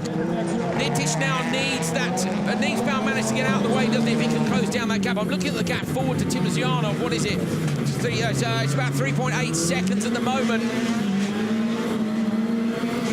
So fast, that run up to turn 3. Yeah, really quick, but then it's a super slippy corner. Balmanis looks like he's got a bit of understeer. Nitish runs wide into the mud, so yeah, the gap seems to be coming and going. Balmanis wide again, understeer on the car, so Nitish was right with him, wasn't he? That one little mistake, you can see just he runs a bit wide, and it just cost him a tiny bit of time. Balmanis is desperate to hold on, because he wants Timmer to go, doesn't he, so that he can then wait and go. He has to split his strategy from whatever Timosyanov does, and he stays out again. Yeah, that's it for me, for Nitish. I don't think, unless he can pass Balmanis on track, of course, he's in the mud spray. You can see the visibility on the car. Obviously, it's not great. You've got mud all over the windscreen as well as water. That is not what you want. The 2 hands, sideways from Balmanis. That gives Nitish a sniff of a gap. Balmanis put a wheel on the curb. He runs the car sideways into turn 1. Nitish is absolutely all over him. He's desperate to find a way through. Either Gronov or Timosyanov or Balmanis is going to have to go on this lap, surely, if they want to split the strategy. If Timmer doesn't go, you kind of think Balmanis has to, but, I mean, what's the gap? 3.2. If he wants to overlap him on Joker, Dan, he's got to go on the opposite lap to Timmer, so Balmanis can react here. I think Timmer will just wait. Yeah, Timmer may as well wait. The gap is big enough to not really have to worry. He's just probably going to follow the front 3, although he does go. So Timosyanov goes Joker, so expect Balmanis goes with him. So Balmanis has gone with him. Nitish on the inside versus Timosyanov, and Timosyanov is clearly in front at this point. So Timmer's going to come out just in front of the Latvian. And Balmanis drops down to P6 with his Joker, so at the minute, Timosyanov is looking like he's going to get the final spot in the semi-finals. Yeah, Rainis Nitish has to pass him on track now, doesn't he, if he wants to get into the final in his home country, and he's too far back already. We're on the last lap.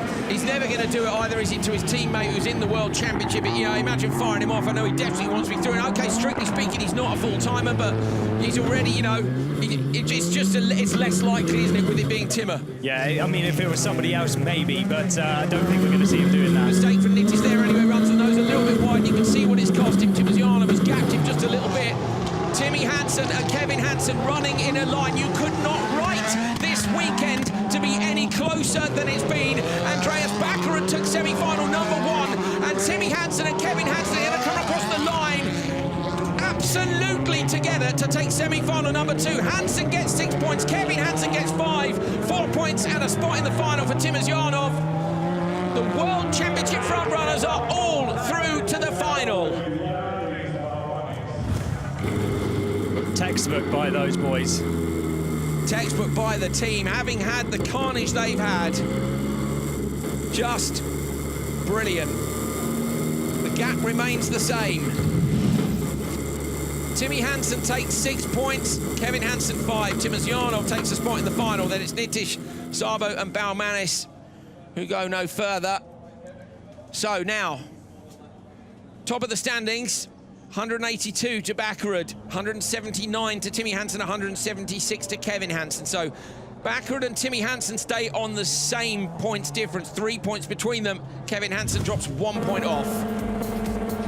Off the line then, watch for Kevin Hansen not getting a good start. Look at the start Tim Asjanov got from the back of the grid. So I fear for Timmy in the final, because Bakkerud's going to have the pole slot, and I think it's going to give him the advantage, unless it's a settings thing. Maybe they got it wrong, but you'd assume the Peugeots are on the same settings, Dan. Yeah, you'd presume so, but then of course they weren't in they were in the same race together, weren't they? So they wouldn't have had each other to talk to about what settings to go off on, so it's kind of probably their own guess.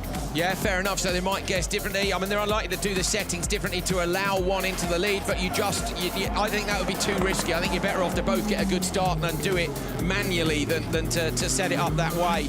Timmy out front, look at, I'm just so excited for the championship. I am so excited, I really am. It goes to South Africa. That goes without saying. We knew it would, but at the minute it goes to South Africa with all 3 drivers in it, because the maximum any of them can be apart from each other is about 12 points. I mean, it's just brilliant. Into the Joker lap together at the very end. Timmy Hanson clearly having backed off, with Kevin Hansen right behind him. No stress, no risk, no drama. We risk it in the final. Great stuff. Oh, wow. So, yeah. I can't believe that we've got the 3 of them through to the final. I think all 3 have only been in the final, I think, 3 times this year, and they've done it 2 events in a row.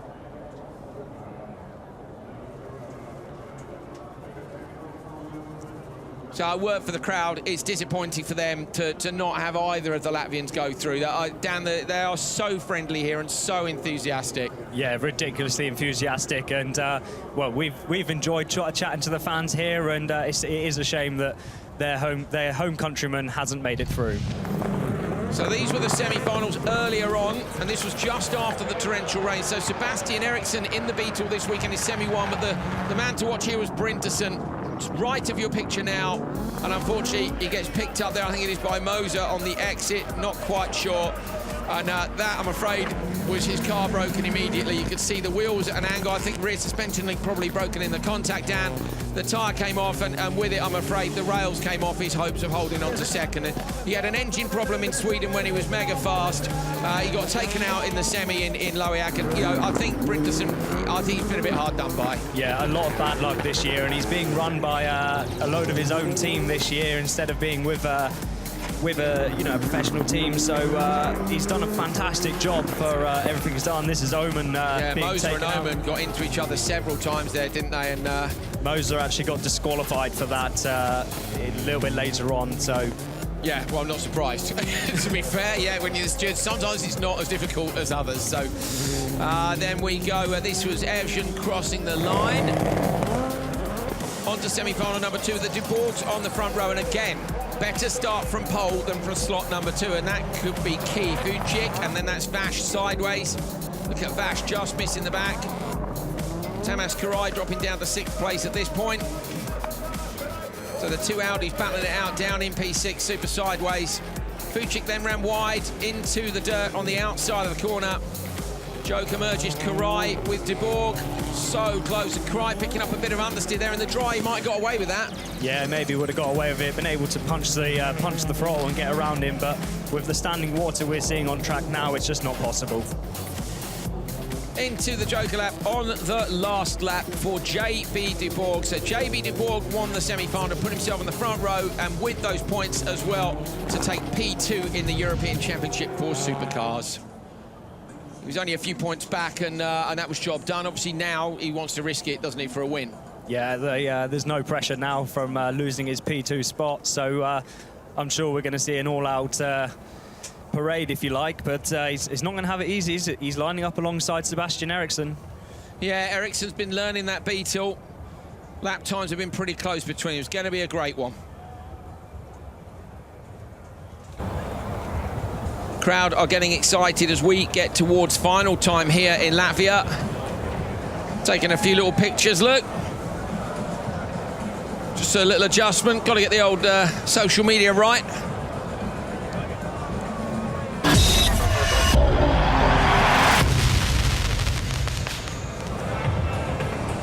Time for the last final for the European Rallycross Championship for Supercars of 2019. We've had 6 rounds, UK, Norway, Sweden, Germany, France, and we finished the season here in Latvia. Larsen, the champion, moved up to take part in World Rallycross. JB de Borg on pole in the final has secured 2nd in the standings. Sebastian Eriksson on a one-off outing this time. On to row 2, Andrea de Borg and Sondre Evjen. Andrea de Borg is currently 5th in the standings, but he's will have overtaken Munich. I'm pretty confident, having scored the points he has. Evjen down in 9th. And then it's Peter Hedström and Linus Westman. Hedström with a penalty from earlier on in the year, which I think was turbos. So championship standings are done and dusted. This is for fun, a trophy and a bit of send. Local commentator is getting the crowd excited and on their feet. Our second to last race in Latvia, our second to last race in Europe this year. We head to Cape Town for the last round of the World Rallycross Championship. Go and get your tickets for that event if you're down there. Do not miss out. Great start to Borg, bit of wheel spin for Eriksson. Andrea de Borg coming through from row 2, but Eriksson proves you can get a good start from that slot. It's Westman trying to come around the outside. Eriksson holds on to slot 2. Hedström with contact in the background. Evjen just avoids the wall on the inside, but doesn't avoid Westman and spins in the background. So there we go, Evjen on the gas, back over the curve, going to try and rejoin Sebastian Eriksson sideways. He's ragged through the third corner, and Eriksson slots in, so it's de Borg, JB leading from Eriksson, and Andrea de Borg in 3rd. Yeah, so Sebastian had a bit of a... Westman's wide, Hedström underneath him. That's all the way into the dirt. Does he miss the arm coat? He does just. I wonder if he's got a puncture, because he just seemed to have terminal understeer there, but I'm sure we'll have a bit of a look in a minute. But yeah, Sebastian, those first couple of corners, he just got a little bit beaten up from the guys behind him, and that allowed JB to pull away. But Eriksson, he looks to be back on him now. He's getting to grips with that Beetle, which he's only just been driving this weekend. There was a lot of wheel spin off the start for Eriksson, but he did get level with JB. So what's your thoughts on the final for the World Championship, Dan? Having seen that, we've seen, looking at the semis from Euros as well, we have seen the pole slot is a faster start, definitely. Yeah, I think if you can get your RPM right, then you could level with them, but it's a very hard prediction to do. So is it settings, is it grid starts? We haven't got long to find out. I know you're all waiting to see who's going to win the World Rallycross Championship final here, and indeed the championship, you're now going to have to wait. Oh, Evjen's in the wall. So Evjen's having a disastrous end to his season. That's up at turn 3 through the mud bath on the outside of that one. I have to say the rain's been good fun, hasn't it? I mean, maybe not for the drivers in quite the same way, but it changes the event completely. Yeah, it makes it, as if Rallycross can be entertaining enough. You chuck a bit of water on the track and it turns absolutely crazy. I keep saying I want to see the dirt sections watered everywhere we go, but I don't write the rules. I just think it makes the difference in grip between the two surfaces so much more, particularly when we go places like this with quite abrasive dirt. But JB de Borg doing a... Oh, that's Eriksson's off in the wall! Sebastian Eriksson backwards into the wall is quite a big hit. Goes wrong direction to spin the car around. Hedström's got him, and he dropped it big time there. Just as I was about to say, JB de Borg's doing a great job here. JB de Borg looking to take his debut win of the season. He was 2nd at home in France, hoping for the win here, and that's just made things a lot easier. Yeah, so without Sebastian breathing down his neck, it's definitely easier. And if you look at who's done the Joker, it's only Hedström, but he's 6.4 back as well, so really nothing to worry about for JB out in front. Westman, I think you're right, Dan, has got a puncture. He's just gone through the right-hander in turn 2 under commentary. You can see he's 36 seconds off the pace, and he cannot get the car to turn in. So Westman with a puncture, and that might well be from that contact in the first corner where we saw Evjen go round as well. So Hedström, 6.5 off the back of JB de Borg. That is the gap you've got to watch. In some ways, if I were JB spotters, I'd be sending him early. Yeah, then at least if you make a mistake, you can block. Yeah, there is that, but then of course you've got to look at the gap back to his brother. He doesn't want to end up coming into the merge with Andrea. True. And having a bit of contact. They've got another 2 laps to go. So, I think it's going to be quite a relaxed one. JB de Borg stays out. Gap was 3.3 back to his brother. Andrea goes in. That makes sense, doesn't it? So is this going to cover off Hedström, or is it going to give Hedström P2? The de Borgs would love to take 3 back to his brother. Andrea goes in. That makes sense, doesn't it? So is this going to cover off Hedström, or is it going to give Hedström P2? The de Borgs would love to take a 1-2 here in Latvia. Hedström over the curbs on the inside. Andrea de Borg's going to come round to the merge. It's going to be super close between them. Andrea de Borg needs to hold the inside line. Hedström's going to try and find the track to get up the inside of him on the run, but he can't. De Bourg just about holds the inside line. Clever driving from Andrea De Bourg. Westman pulls over to let them through. Great gentlemanly driving there too. Oh, sideways. Mistake from De Bourg. The Hedstrom not quite close enough. Yeah, not quite close enough, but the De Bourg brothers, they've been able to find amazing traction out of the final corner, especially when it comes to the joker merges. Oh, Hedstrom into the back of him. That could be some payback from what we've seen in earlier races this weekend between the two of them. There's been contact all the while, nothing major, but just always little taps in the back, and that was one of those incidents once again. JB De Bourg goes joker. A little bit of safety in this by going on the second to last lap, and he's going to come out, I think, clearly in front, surely. Yes. 7.5 was the gap he had, miles in front. Reminiscent of Bakkerud's semi-final performance, isn't it? So JB has another lap to go. Andrea De Bourg is going to have to defend, but I think Hedstrom's made a mistake. He must have made a mistake because he's dropped back there, Dan, by 10 car lengths maybe. Yeah, dropped right back, so Hedstrom not quite in the fight at the moment to gain himself up another step on the podium, but well, out in front, JB, this is just the drive to celebrate his P2, isn't it? Absolutely. I was just going to say exactly the same thing. He'd just be super relaxed in the car. This is that time of year where you're thinking, do I want to do it again next year or not? Yeah, they're back 100%. Of course, they'll be off to do Andros Trophy too. I think they're racing electric cars in that this year. They've got a bit of a decent deal for that, so see if you can catch up with them over the winter. De Bourg's won the title at least twice, if I remember correctly. But JB De Bourg, who secured second place in the FIA European Championship of Supercars here in Latvia, is going to secure his first win of the year. So JB De Bourg takes it here in Latvia, and it's his brother, Andrea, who comes across for his first podium of the year, second place. A 1-2 for the De Bourg brothers. JB spins the car into a donut under the commentary position. Peter Hedstrom takes third. It's a brilliant result for the De Bourg brothers. Fantastic. So Andrea De Bourg, I say, no podiums this year. He had a DQ, he's had a few finals. He's fifth, sixth. He retired in France. JB has been on the podium everywhere except Germany. So really good performance by JB De Bourg. And a 1-2 with your brother, that's pretty cool, isn't it? There's another pair of brothers here who'd quite like that today. Really? Who? JB De Bourg takes it from Andrea De Bourg. Two Peugeots at the top of two Volkswagens. Hedstrom, Ericsson, Evgen and Westman. Of course, we've got a Beetle in there with Ericsson. I think Ericsson was a bit unlucky with his mistake there, but he made the mistake and Hedstrom didn't. So Hedstrom gets the podium.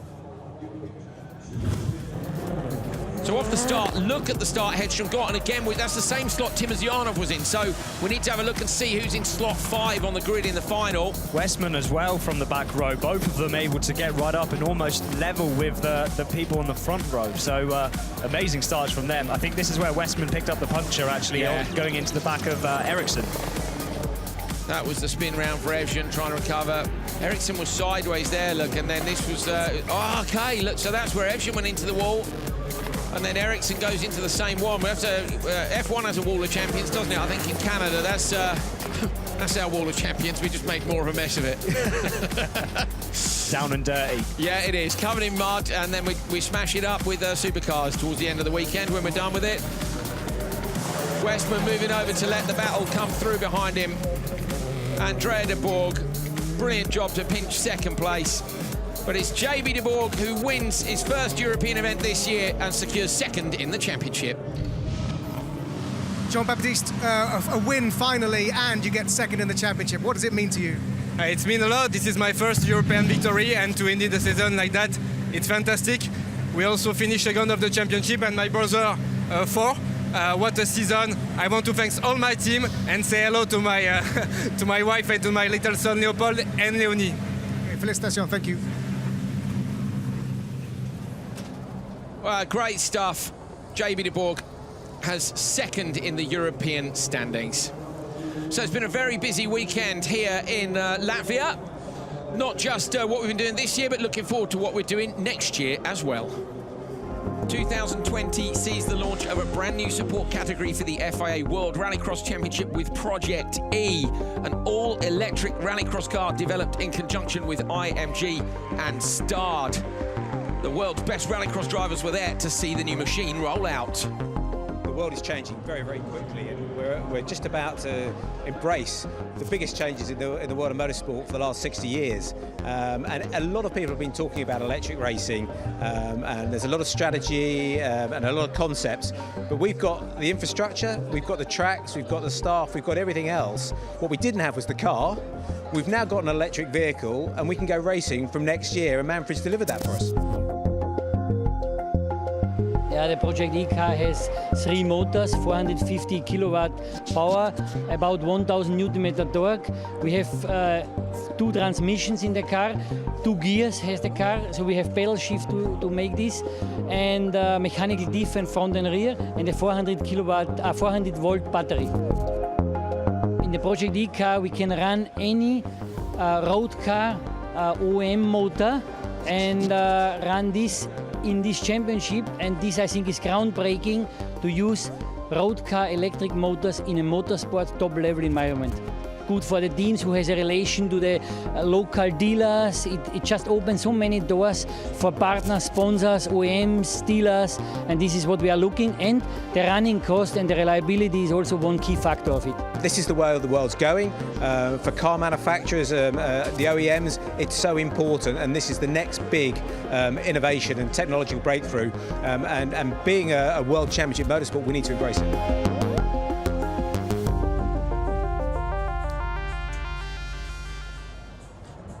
Well, I know everyone's a little bit nervous about electric rallycross, but I was very, very lucky today to be the 3rd ever passenger in that car with Manfred Stoll, and it is an absolute weapon. Go and have a look at Project E Series social media. It's incredible, and it sounds fantastic. It's just amazing. So keep an open mind. We're going to be looking forward to that, racing alongside the World Championship next year. But we have still got some serious business to do here in Latvia, so don't go anywhere.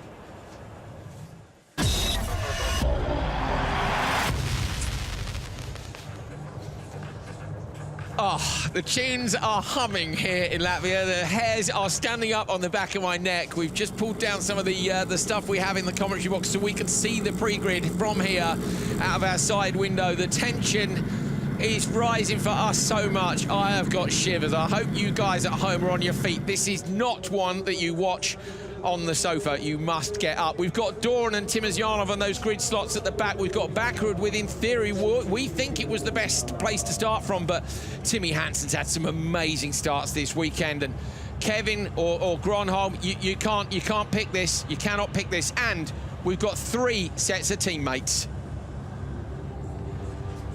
Here we go then, time for the final at round 9 of the FIA World Rallycross Championship. Andreas Bakkerud and Timmy Hanson are on the front row. Row 2, Kevin Hansen and Niklas Gronholm. And row 3, Liam Doran and Timosyanov. We're going to get those marshals out the way, and then we're going to send 6 cars down. I say 3 pairs of teammates. Is anyone going to help anyone else out? Who's going to get the best of the starts? Who's going to leave here with the lead in the World Rallycross Championship? It's so close. There's only 6 points across them, and there's 8 points up for grabs here, so any of them can lead here in the lead. We're ready to race for the final time in Europe this year. Green light, great start by Timmy Hanson. Kevin Hanson to Andreas Bakkerud, moves across. Liam Doran goes inside to try and protect. Timosyanov's alongside Timmy Hanson. Timosyanov drops, he's in the wall almost. Flicks the car back round, Andreas Bakkerud avoids him. So Kevin Hanson drops down to P5, Bakkerud's down in P4, going to try and come through. Liam Doran opens the door to him. So Doran's going to try and close it on Kevin, but he can't. Kevin Hanson sneaks through. And it's Timmy Hanson who leads from Niklas Gronholm and Timosyanov. Bakkerud drops to 4th. Oh my goodness, what a dream start for Timmy Hanson there. Just got the lodge. We were saying we didn't know if that grid slot was going to be any good, but he just proved us completely wrong. Yeah, it's settings. They've all got it wrong. And Timmy Hanson, as we saw this morning, when he desperately needed a good start in Q3, he nailed it, and he's done the same again. Liam Doran's pushed Kevin Hanson wide there. Liam needs to watch out that he doesn't get a penalty for that. You can't push him past, we know that. Timosyanov Yarnov goes joker straight away. Timmer got a great start down, but he left it too late. Where's he going to merge now? Is he going to be in with these guys who are at the back of the pack? He's going to end up at the back of the pack, so that's not great for Timmer, but having had the start he had, he kind of never had a chance. He might as well take a chance on it. Yeah, I think Timmy Hanson actually made a mistake before going into the joker lap. I saw Andreas was up in front of him by that point, so yeah, Timmy Hanson going to the joker, that's released Andreas. He's got to try and close down the gap to Gronholm. He's going to want to pass him in this occasion because the man in front of him is Timmy Hanson. Oh my goodness me, it's just so, this season is just so good. It's wet, it's slippery. We've got 4 laps to go here. Timmy Hanson out front. His brother Kevin Hanson has dropped back a little bit, as we say. There's Susan Hanson and Graham Rodemark. Graham's been looking after the team this weekend. Kenneth Hansen has other commitments back at home in Sweden. Timmer's Yarnov runs wide. Doran goes joker, so Doran's decided he needs some space, but Timmer's going to get him here. Timmer's Yarnov on the inside. Liam Doran not going to be able to help his teammate out, I think. How close is he going to be? Not close enough. Timmer's Yarnov's going to be able to shut the door here. So Timmer up to 5th, Liam down to 6th out front. It's super close between Timmy Hanson and Niklas Gronholm's right there too. So Gronholm in the mix with these 2 championship front runners. He can take a risk if he wants to. He won't fire Hanson off, I know that much. But he's the man who could potentially have enough pace to try and beat Timmy here. Yeah, he's got absolutely nothing to lose, has he? The gap's gone down by a 10th just to lose over that sector. And we were right on board with Timmy. You can see the concentration in his eyes. That's Eric Farren, nearest to you there. Eric Farren, Rallycross driver himself, runs an RX2 team. He takes the pace of Kenneth Hansen this weekend. Call it, mistake from Bakkerud. Bakkerud drops back. Gronholm goes straight to the joker lap, so Gronholm's gone immediately to the joker. He thinks he's got the pace. Going to try and get out in front of Kevin Hansen. If he doesn't, that's not going to be ideal. So Niklas needs to beat Kevin to the merge here. Andreas Bakkerud made a mistake, and Niklas does get Kevin. So Niklas is in front of Kevin. Andreas can't really joker now, can he? Because he'll end up in trouble with Kevin. No, Andreas just has to lay down the laps now. He doesn't want to drop back behind Kevin at least, and he wants to try and gap Niklas at this point, but if he keeps making mistakes like he just did, yeah, that is not going to happen. So 2 laps to go. You ride on board with the World Championship leader. He's got a 3-point margin. If it finished with Timmy in front and Bakkerud in 3rd, they go to South Africa equal on points. Bakkerud over the jump, lands the car smoothly into the hairpin down on the gravel section. Where's he going to go now? He's going to go standard lap. He has to stay out, Dan, doesn't he? Because Kevin goes joker, so now that releases strategy choices for Bakkerud, but he hasn't got many, has he? Timmer's Yarnov, I think, is going to get beaten by Kevin. Here is he. Is Kevin going to come out in front? He is. Kevin Hansen's going to get out in front of Timmer's Yarnov. OK, take a deep breath. Still got a couple of laps to go. I'm struggling to breathe, mate. This is really tense, and just watching the timings. Andreas has actually taken 6/10 out of Timmy Hanson on that last lap. So Andreas Bakkerud on a massive push, but having made a mistake, is that going to have cost him too much? Niklas Gronholm has jokered, and he's less than 2 seconds behind him, so Gronholm should get Bakkerud when they go to the joker. It's all a case of when Bakkerud and Timmy go. They've just got to keep it sensible, bring the cars home, and they know they go to South Africa. Oh, well, they could be equal. Bakkerud goes joker. He has to if he wants to split the strategy from Timmy. He might as well. Yeah, he may as well. I mean, he's not going to get Gronholm, and it also covers him off from Kevin Hansen. It's closer than I thought. Has he got a chance of getting Niklas here? Niklas coming around the outside. No, he's going to be in front. So Niklas is going to be in front. It's going to require a mistake now from the Finn for Bakkerud to take P2. And to keep the lead in the championship here, in towards the wall, he's on to the last lap, as is Timmy Hanson. So Timmy Hanson, I'm sure he's going to be nervous. Maybe he'll be looking as calm as he ever looks on board, but it must be at the back of his head. How many times this year has he had to fight back onto the gravel section? Yeah, so Timmy Hanson now, he's got to nail everything perfectly. He has got a bit of a buffer, 4.1 seconds back to Gronholm, but he doesn't want to make any mistakes on that. They equaled the same first sector, so the gap is staying level. Timmy Hanson into the joker lap. He's got 4.1 seconds to take the lead in the World Championship standings. Gronholm's got Bakkerud right behind him. Timmy Hanson fought back from Abu Dhabi. He fought back from the disaster in Canada. He's going to take his 4th win of the year here in Latvia. And if Bakkerud finishes 3rd, Hanson will be equal on points, but at the top of the standings, and that's how it ends.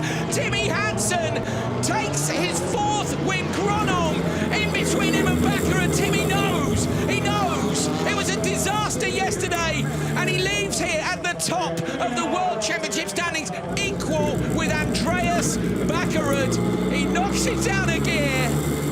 Eric Farren and what a job to have to do with Kenneth Hansen not here. I know Kenneth will be watching in Sweden. Your boy's done it, Kenneth. Oh! Yes! We're going to South Africa, like equal on points. You couldn't have written it. It's insane.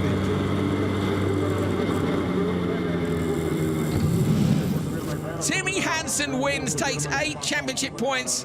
Gronholm takes 5. Oh, in fact, he's going to go with a 1-point lead. It's a 1-point lead, of course. Oh, brilliant. So close. Kevin Hansen down in 4th. He'll be a couple of points back, but the World Championship is on. Here's Susan Hansen. We can see that Timmy's emotional in the car. There's a lot of emotion up here. What does it mean for a comeback like that? This means the world to us. What happened yesterday was a very, very difficult day. And the strength I've seen from Timmy today, just keep his head straight. He knew what he was doing. The same with Kevin. It has been a roller coaster weekend. And they've shown so much strength. And I'm so happy for them, happy for the team. Congratulations, thank you.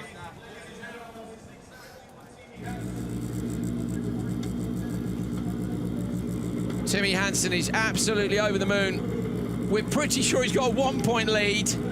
Either way, it's on.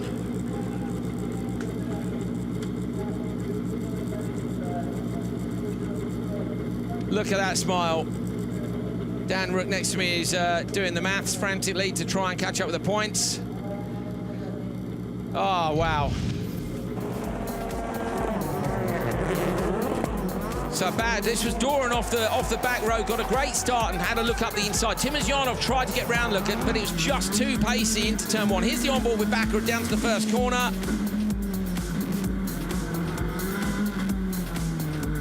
So Bakkerud just staying out of trouble. He's done what he's done all weekend. And you know where he was after turn 1. So where does Bakkerud end up? Look, does Timmer get out in front? Timmer's lucky he tags the wall, in fact, and gets out in front of Bakkerud. If he hadn't tagged the wall with the rear right corner, he wouldn't have gone out in front of Andreas. And Tim, look at the lead that Timmy had straight away. Andreas here is defensive from Kevin, which is good. Kevin barges his way through, which is driving from Kevin too. Then you're on board with Andreas. Now, okay, Timmer runs wide. Yeah, so that was where just then Timmer went into the Joker lap after that.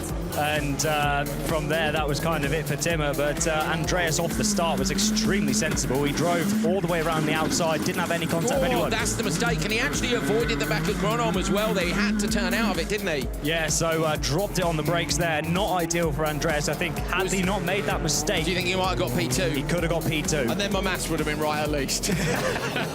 Notorious for it. But still, we got what we wanted. Bakkerud, all 3 of our championship contenders made it to the final. They're going to go to South Africa separated by the finest of margins. Look at that, Timosyanov with Dora. We didn't see that either. No, I mean, there was too much going on in front. So much carnage up the front. Well, not carnage, so much great racing up the front. It was just a brilliant performance from Timmy Hansen. There it is. Marshals waving all the flags. Timmy Hansen has taken the lead of the championship back by 1 point. And what's Kevin? Kevin's only 8 points off, so it's 8 points between the 3. We had 2 points between the 3 when we came here. It's up to 8. But then, look at what has happened at each of these events. Anything can happen. Tim Whittington holding the door shut there on Timmy Hansen because he didn't want the door ripped off. Timmy Hansen, 4th win of the year. You'd think that would be dominance, wouldn't you? But with the disasters this young man has had as well, it could not be closer.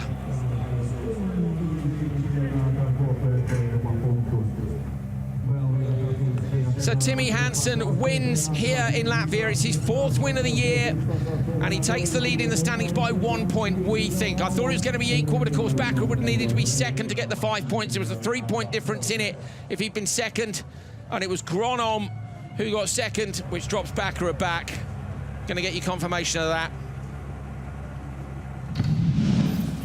Here then are the championship standings after round 9, and with that win, Timmy Hanson takes a 1-point lead over Andreas Bakkerud going to the final round of the championship. These two were a mess after a crash in Abu Dhabi at the start of the year. We weren't even sure they'd get back to the top of the standings, and it's them, the pre-season favourites, who will duke it out for the title down in South Africa. You cannot count out Kevin Hansen either, because Kevin Hansen is just 8 points off his brother Timmy at the top of the table. They all made the final here. They all made the final in France. Amazing, amazing. Timmy Hanson is with Neil Cole. Timmy, can you sum up what this weekend has meant to be a winner now and to take the lead of the championship? I mean, what a recovery weekend we've done, all of us. So yesterday was so tough, and the whole team came together. No, there was such good spirit, and we never gave up hope. This came from the heart. Like, I gave it everything. Congrats. And I'm so proud. I'm so proud of the boys who put this together. I won't say everybody's name, but, you know, wow. Now, of course, this means it goes super tight to the final round in Cape Town. What happens next? I just hope we go to Cape Town and that me, Kevin and Andreas can have a fair battle between the three of us and let the best man win. Congratulations, Timmy. Well done. Thank you. Here are the team standings at the end of round 9. Team Hansen MJP on 366, GRX Tanako on 318. So that's just about still on, but Team Hansen MJP looking very strong heading to the final round. Monster Energy RX Cartel could potentially take second place.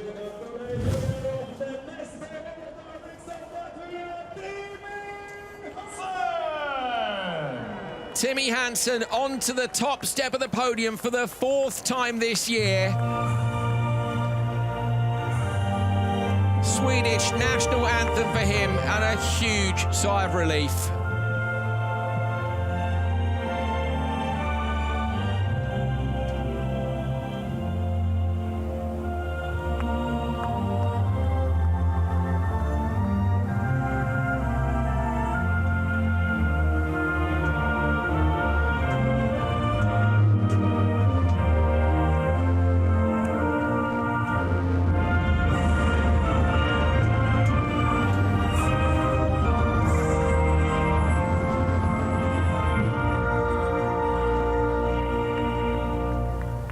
How many times does he have to fight back this season? I've said it already. He fought back from Abu Dhabi. He fought back from Canada. He fought back from the first day here in Latvia to take the win.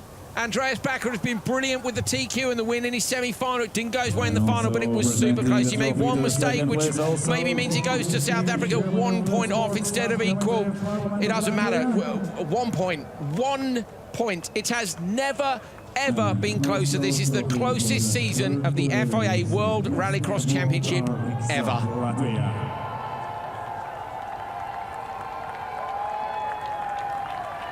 Bakkerud would have liked the win, absolutely, but I think they all just wanted to leave here. It's 8 weeks to South Africa, folks. That's a long time, I'm sorry. We need to find a faster boat.